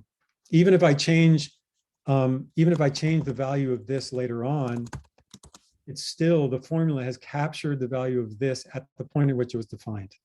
Do you have any concern that 4D might change that undocumented It is not behavior? documented behavior, but I have to imagine it's something, the fact that it exists at all, I have to imagine it's something was meant to be. I certainly hope they don't change it because all my code will break. Yeah. But the thing is, it's actually an extremely useful feature. And in every other language in the world, the whole point of having anonymous functions like this is to actually create a closure that captures state, your local state right there. And then you can pass that anonymous function somewhere else, and it is capturing, that's called a closure because it's creating a closure around the local, only the locals, not process or interprocess, but it's creating a closure around the local state of that function. And then you can pass that somewhere else and it's maintained. As long as you're not talking about the programming language closure. Yeah, no, that's closure. That's closure, yeah. No, this is closure like that. Yeah, closure, yeah. So anyway, this is a feature of formulas, which whether there was meant to be or not, I use quite a bit. That's a real power tip there. I mean, that's yeah, probably most people don't realize that that's there, but it's quite important to realize. Yeah. And I use it a lot. So for example, when I'm forwarding, where's my Lodash class? So when I'm forwarding, for example, here I don't see it, but so, oh yeah, actually here, I'll show you an example. So like, actually Lodash string, if we look at, yes. So is it there? Well, I'll just give you an example. So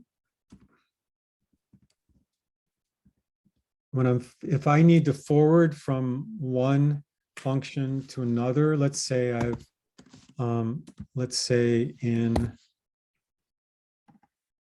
this class, okay, let's say I have function foo, and that takes bar, which is an integer, and that's actually going to call bar, and I can say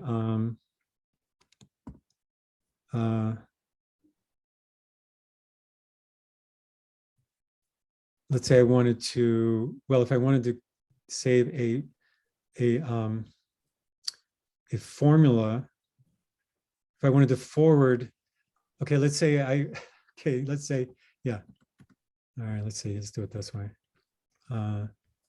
Let's say I had a formula which was going to forward to another class. Here, let's say, do it this way. This dot foo gets formula. This dot bar one bar, let's say this dot Baz, and let's say Baz takes an argument. Okay.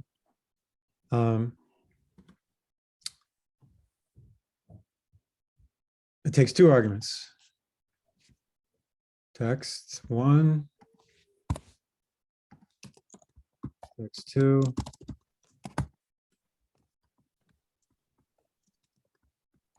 Okay, so what's happening here? So what's happening here is, let's say, is this will actually, when I call this formula, it will call this function and pass the argument I pass to Baz plus this, right? So, so let me call, let's test this out, see if it works. What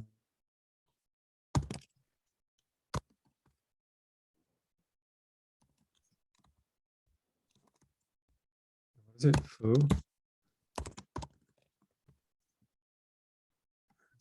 Worked. Oh no, I just call it, right? There we go.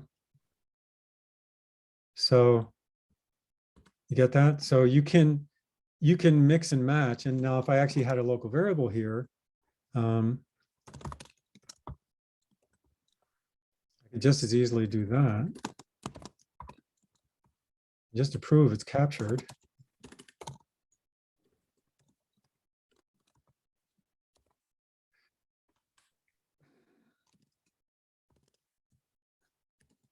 Okay, so this is captured by the formula, so we're going to get bar, not woohoo.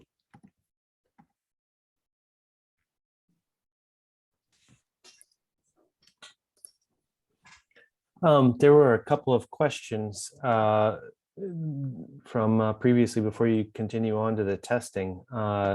When porting JavaScript modules. Yeah, I see. When porting JavaScript modules, how close is 4D's object language features to JS?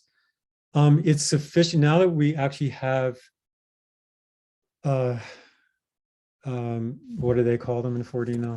They call them class attributes, something like that. I mean, you know, that you can have an attribute that's actually a function.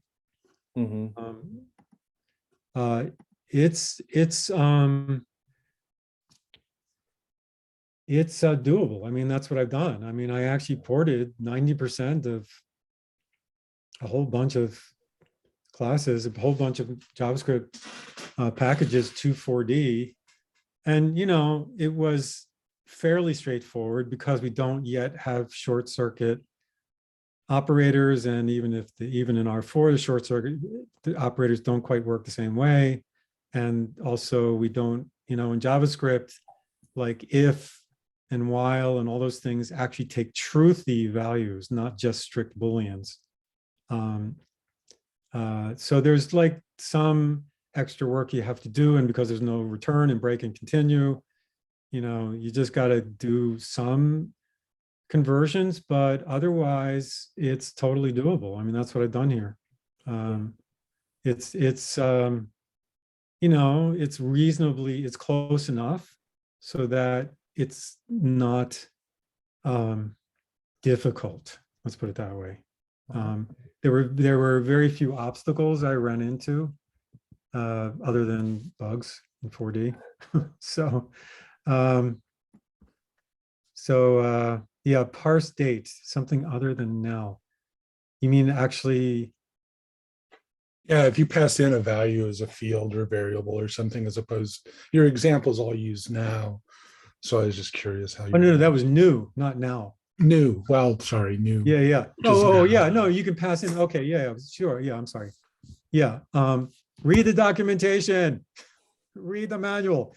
It's all right there. Okay, so yeah, if we look at the constructor documentation here. I'll grab my copy of the document. Yeah, so if we look at the documentation here for constructor, it shows you all the different things you can pass in. You can pass in text, which will get parsed as an ISO date. You can pass in a date. You can pass in another date time, which creates a copy. If you also pass a time, that gets added. You can also, and then you can also add milliseconds as well. So, so if I say, let's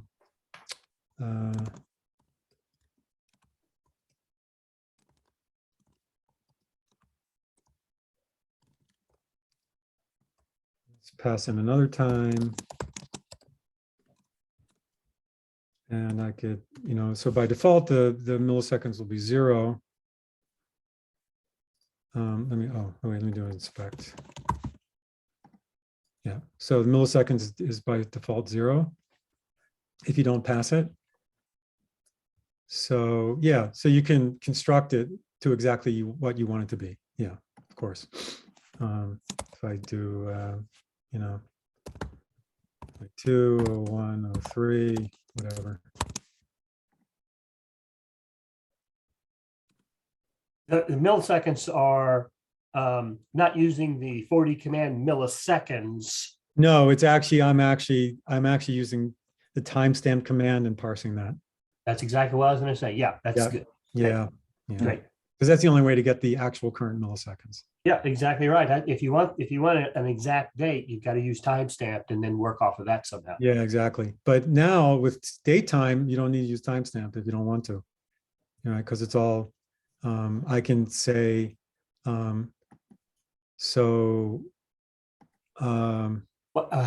do you get the current time with milliseconds?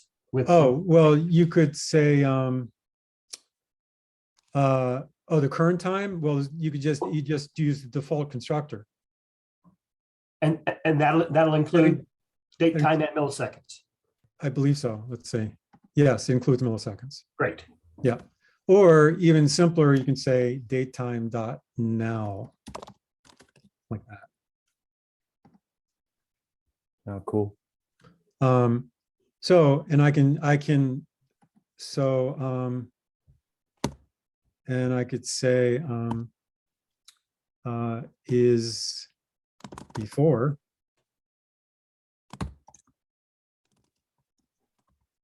And that should be false because it was the same millisecond. So let's do this.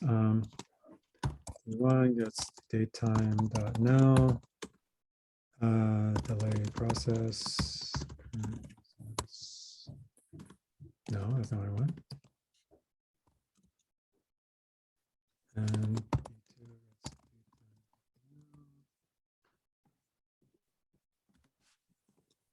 one dot before is before 2, and it is, yay. Nice. After. No, there you go. So, Awesome. yeah. Yeah, those for anyone who's tried to work with the timestamps, full timestamps in 4D, it's yeah, It's not pleasant. Yeah, it's a bit hairy. Yeah.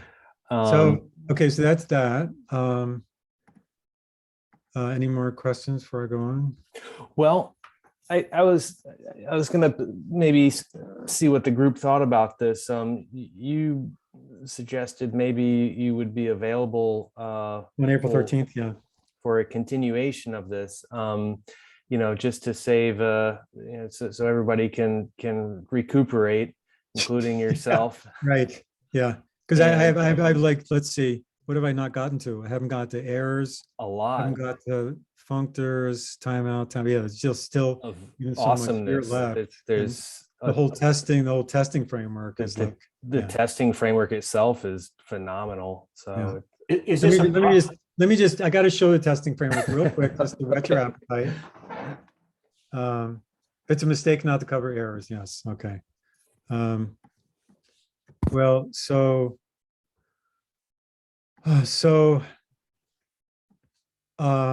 as I said in the notes before, it's like, okay, how do you know your code's always working? You want to change your code. And so how do I know that that bar is actually always returning the input plus bar? I want to make sure.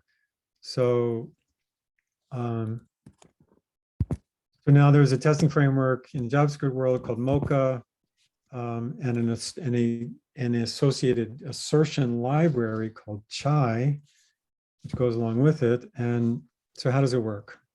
So let's say I have this class. I don't see this component on your website. Oh, well, you can't get it yet because I have to, it's not on the website because I have to get permission from the company I'm working for to open source this. So, yeah. Do you think that's likely? I think it's likely, yeah. I mean, I brought it up before, and yeah, I mean, you know, it's definitely within the realm of possibility. I've tried to explain that this will be good karma for them. So, so yeah, I will do my best to make sure it happens. So, If not not considered at a product with a price, if you can't get it open source, because I certainly. yeah, exactly. Yeah, no, I mean, yeah, exactly. So I'll say, well, we got to get this out there one way or another. So anyway, so how much would you pay for this? There's the question. I'd pay $100 without even thinking about it. Okay. Yeah, definitely. Yeah, I mean, this is going to In save fact, you. solves problems that I'm just starting to deal with, you know, like the class instantiation and finding out if a class is already instantiated. I mean, like that was on my mind last night. Yeah, no, this will save you hundreds of hours. I mean, format alone will save you that much. Yeah, definitely. Aparajita, can I just pay whatever I'm paying for Active 4D? Yeah, yeah, no, yeah, right. Very funny. Okay, so, all right, so let's say I've got this class, foo, and it's got some functions. And let's say I also, yeah, so, and I want to test it. I want to test and make sure that it's working the way it's designed, because every function you write is basically an API. Because the idea is, I mean, there's an implicit contract between the function and the caller of the function. And the contract is when you pass given a certain number of inputs, the caller expects certain outputs. And code breaks when that contract is broken. So, but more importantly, almost more importantly, there's also every function has edge cases usually. Especially if there's some logic in it, and you want to make sure you're covering all the edge cases. So like right now, okay, bar is very simple. All right, so let's just say I want to test and make sure bar returns the input plus bar. So how do I do that? Well, first what I do is I create a test class, which I've called foo test. I extend the Mocha base test class, which provides import bunch of functions for me, but it does most of the work.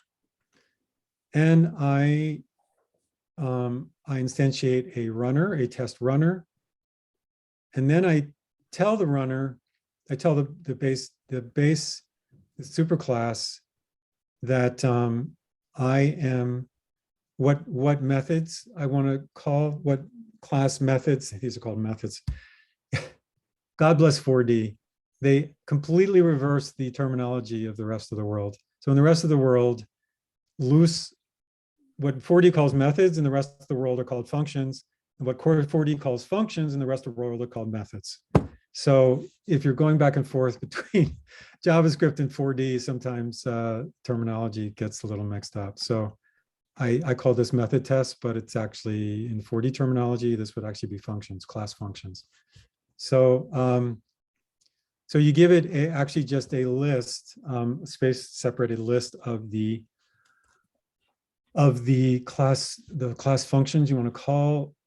So, and it adds test to the end. So, all I need to do now is make a class function called test bar. And this will receive a test suite. And the first thing I want to do now, a suite consists of a number of tests and or suites. So you can have a hierarchy of tests. You can have like a top level, which then, you know, you can break down your tests. You can group your tests into suites. And that becomes important when you actually see the output of the test. But this is quite simple. And so there's a top level suite it's getting. And so, but I'm actually going to create like a subsuite here for this. I want to create a number of tests for this function. So I'm going to create a subsuite, which by convention I call it, and you'll see in a second why. So I'm going to create a subsuite, which I create by using describe. And this one, the name of this suite, I give it a title, which is going to be bar because it's the function bar.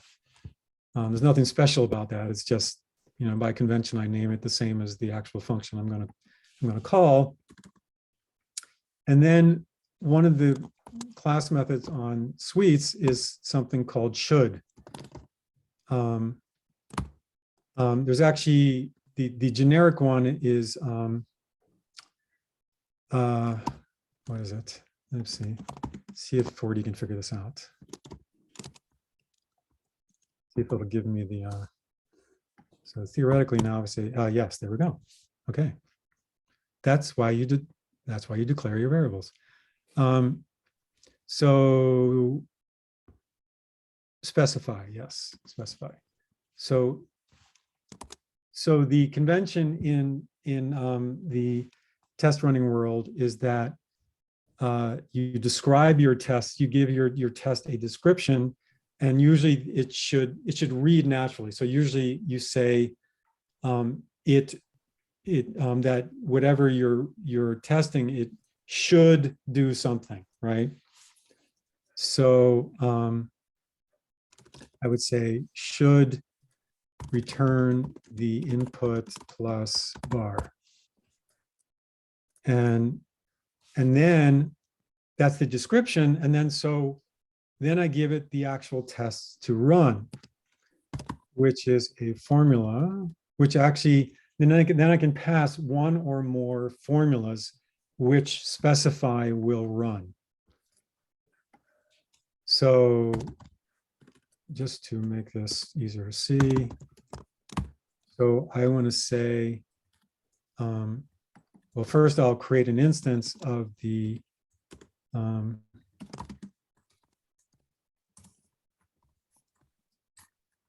foo, and now I will say foo.bar as equals foo equals as bar, right? Oh, wait, sorry, not equals like that. So formula, oh, sorry. Okay, so actually what we pass to it is a formula which then calls the assertion library. And the assertion library is all contained in this chai BDD class. And I've forgotten what BDD stands for. It's a style of assertions. So the assertions, you have a whole ton of these assertions that you can call to test things. And then there's a whole bunch of chain words, which are properties of the chai BDD instance. So how does that work? So I say, first thing I say is this.expect, and I expect foo.bar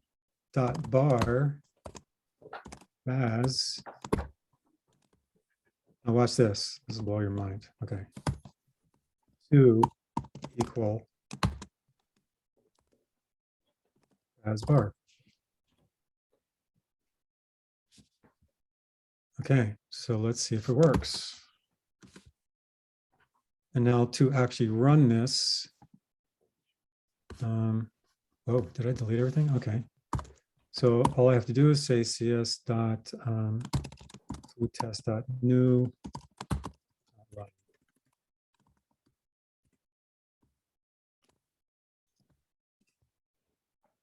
And so what it's going to do, so what happens? So the runner, the runner will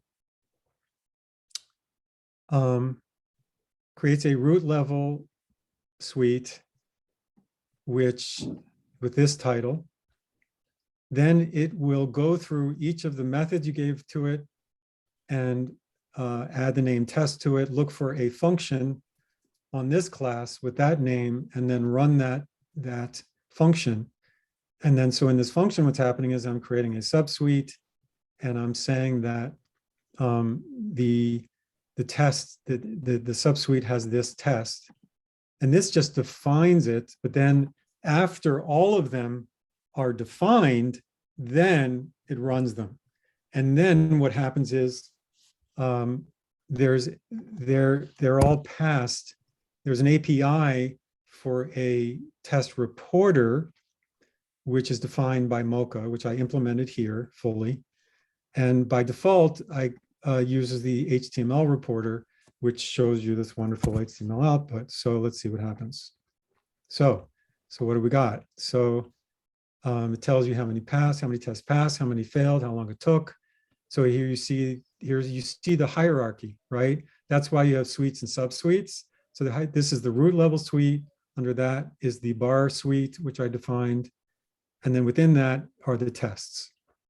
And you would see this one passed. So here's something really cool. So if you hover over it, it actually tells you where that came from. And even better, if you click on it, it actually takes you right to that test. How did you do that?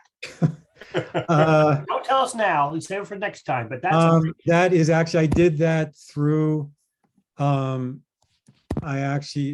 was some magic I had to do because unfortunately, you know, 4E has not updated their open method command to work with class functions. So I had to actually manually sort of finesse that myself. And so one of the Lodash methods is called,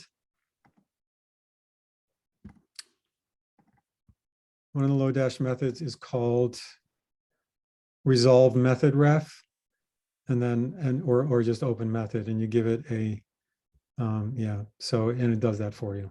So anyway, this becomes really important. So now let's make one of these tests fail. So now let's say I want to add another test.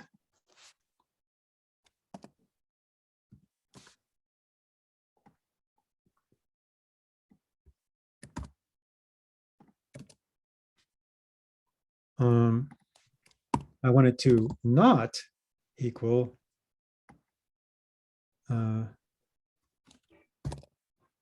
foobar. And now we'll see.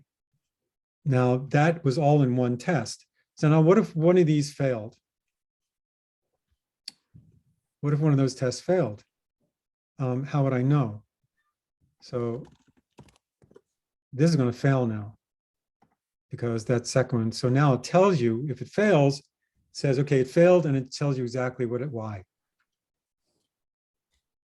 And I can click on there. Now, if I've got a million tests and I've only got like one failure, like way down at the bottom, if I just click on here, it only shows me the failures, which I'll show you in a minute why that's important. So, so again, I click on that, it takes me right to it. Okay, why did that fail? Well, obviously, because that's going to be the same. So now, it's useful when you've got multiple tests in one line like this to be able to know, to be able to discriminate them. So I can pass a in expect, I can pass a second argument, which is equal, which tells me in the error which one of those tests not failed, right? So now I can do this, and it tells me, and it should be telling me, aha. And, oh, wait, yeah, try putting that in the right place. There we go. Yeah, pass to expect. There we go. See, so that's telling me the not equal test failed.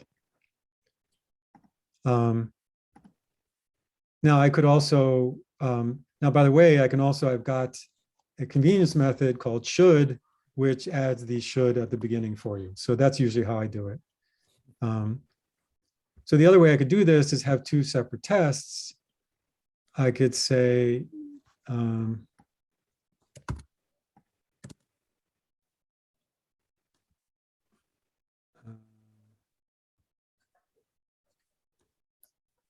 rid of this. Get rid of this. Yeah, okay, is that correct? Yes, there we go. So now I've got one passed and one failed. So now let me show you real world. So now, of course, why did I do this? Well, because I wanted to make sure this whole framework was working correctly.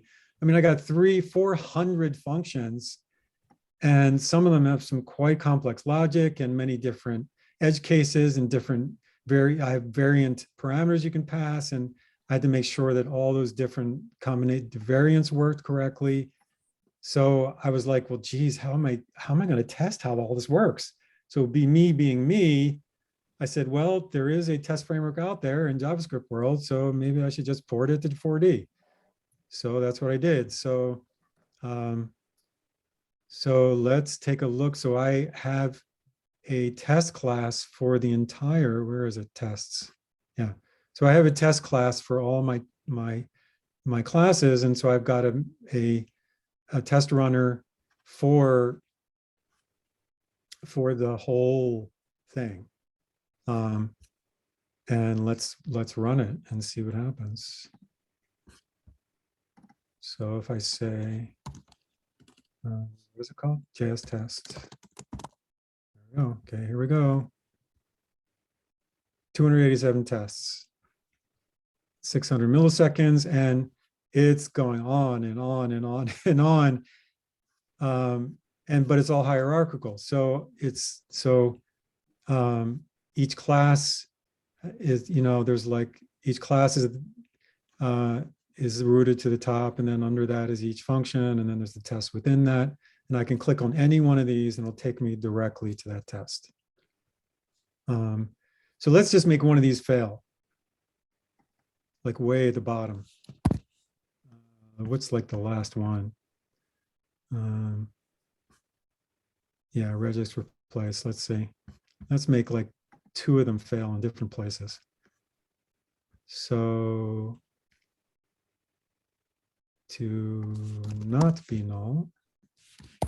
And let's try one like here. To not equal. Okay. And let's run this again. And sure enough, I got 2 failures. And it's like, okay, where are they? It's like, I've got hundreds of tests. Well, all I got to do is click on failed and boom. It removes everything else, see what failed, and I can just click here and take me right there. See what went wrong. Where is the cursor? Oh, there it is. Yeah. Yes. So then I can fix it. And so one of the cool things about these the chaining, okay, this is the last thing I'm going to say is so here I had this test, and okay, so what if I also want to test the type? Okay, so if I want to make sure that what I get back is a string, I don't have to do two separate tests. I can say, I expect foo.barbaz to be a string which is, that is, or which is, whatever one, either way, equal to Bazbar and has length of, what should it be, 6? Yeah, there we go. Let's see. There we go. So all of those tests pass. If any one of those within this, so if I said length of 7,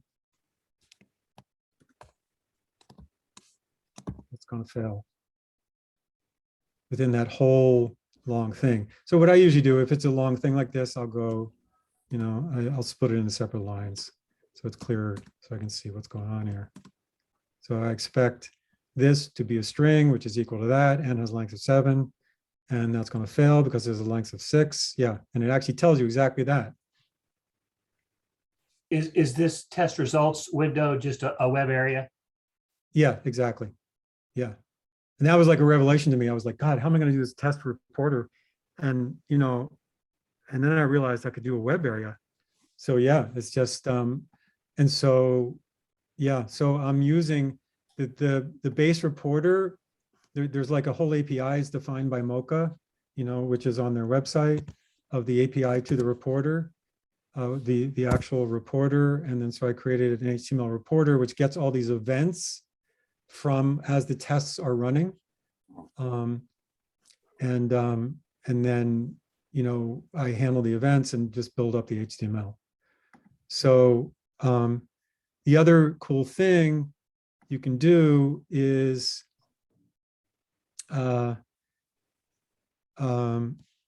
let's say I go back to doing the JS test, and there's a ton of tests here. Well, let's just say, I want to focus on Lodash collection.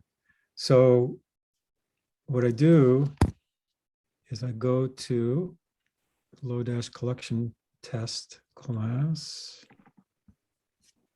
and I just say here, I say only. And now by adding only here, only this suite, which is which means everything within this test class will get run. So now it's just Lodash collection.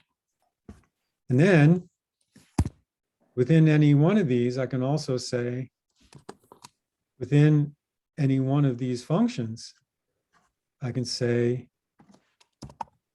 only.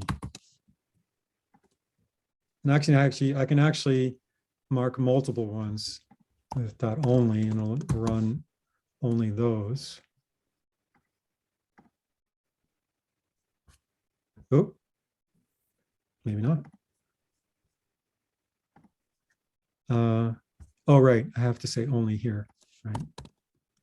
I'm only going to run that, yes. There we go, yeah.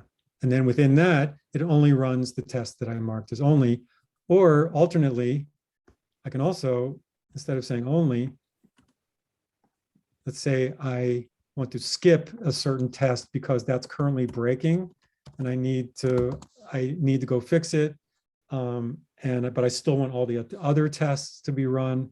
I just say skip, and now that test will be skipped. And that is all for today. If your brains have not yet, any more questions?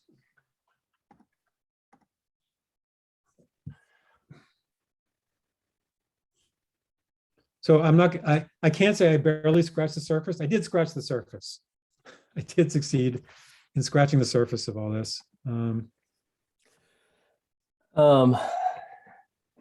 I mean, it's awesome. I think we would all just love to see more of it, but do you think Yeah, that, no, yeah. yeah, no, it's certainly, it's it's definitely enough for now. But if you would like to, if you find that you have a few things that you forgot to show or would like to highlight or go into more into depth, April 13th is certainly open to you. We can bump 4D and drag indefinitely.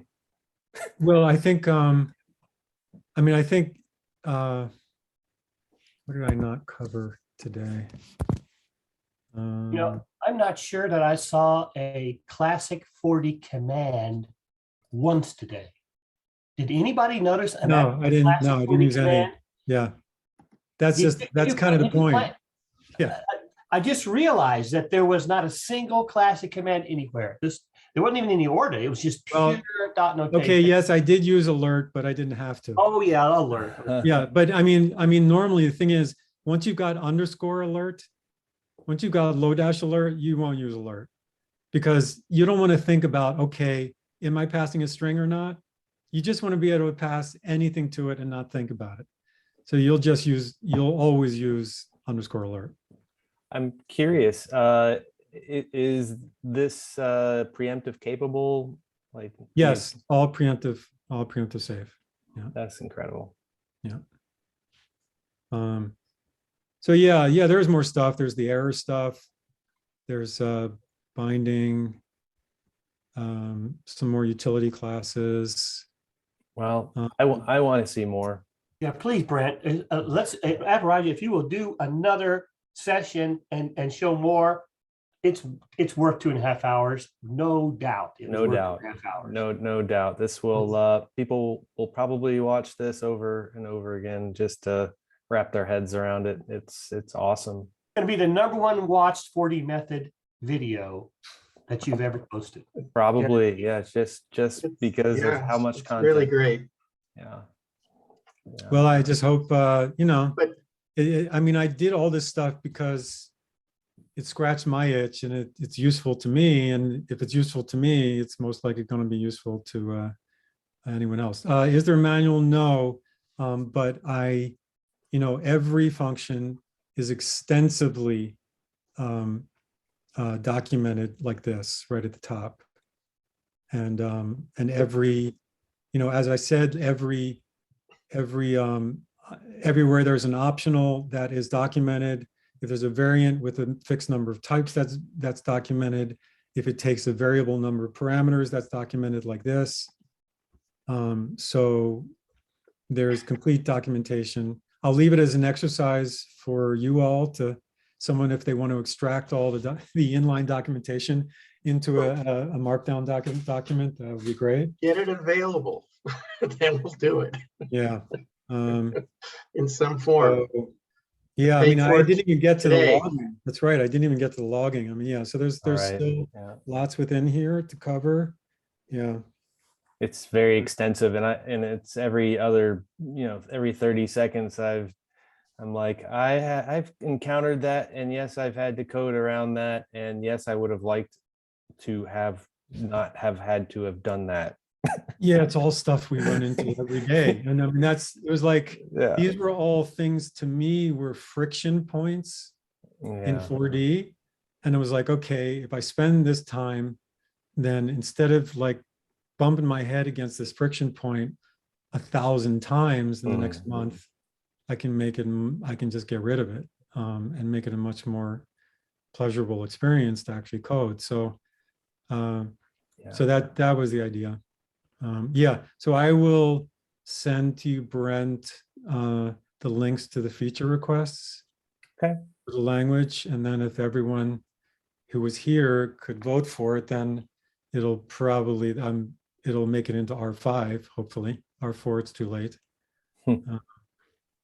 Well, they do seem to be moving in this type of direction, so I think it should gain some attention and hopefully traction.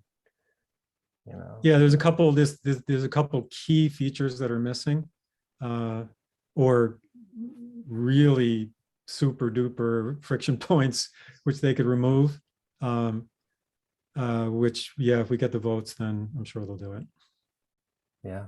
Okay. Great. Well, thank you so much for. Thank you.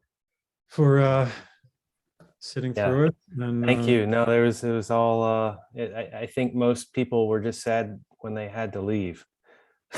So, yeah, I yeah, think- but they can watch the video, fortunately. So yeah. The pleasure was ours, Aparajita. The pleasure was ours. yeah, well, I mean, it's great to see everyone after all these years, and see Yeah. you hopefully in April. Oh wait, April 13th. I can't do April 13th. Oh, well, we can. Yeah, it would have to be like a week. I could do the week. Let me see. I mean, we could do. Wait, but what's in March? This is March. I mean, we could. I mean, we don't have to wait 6 weeks. It could be do it before then. Honestly, there's nothing strict about April 13th. It was purely a Yeah. waving my finger at a calendar sort of Right. thing. Well, I You mean, guys- I'd be happy to guys do work it it out. like like 2 weeks from now. Yeah, well, let's That'd chat be about great. it, and right, sooner the better when it's fresh Yeah. with everybody, and as long as we have your attention and willingness to do this, I think we should do it sooner. Yeah, and hopefully by then I can find out whether I'll get a resolution on how it's going to be available to everyone. Yeah. All right. Well, thanks everybody. Thanks Aparajita for all of your hard work and for sharing it one way or another. I think we'll definitely appreciate it and find utility in whatever you do share one way or another. So yeah, any other questions? You all know where to find Aparajita. But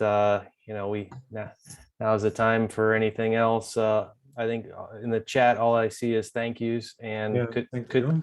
I appreciate it. and I think as he said earlier, he has to get the green light from his company to either share it, the source code, or to sell it as a component. But regardless, it's an immense amount of great utility in there, and we haven't even covered it all. It's there's so much left to talk about or to revisit in different ways in the next meeting.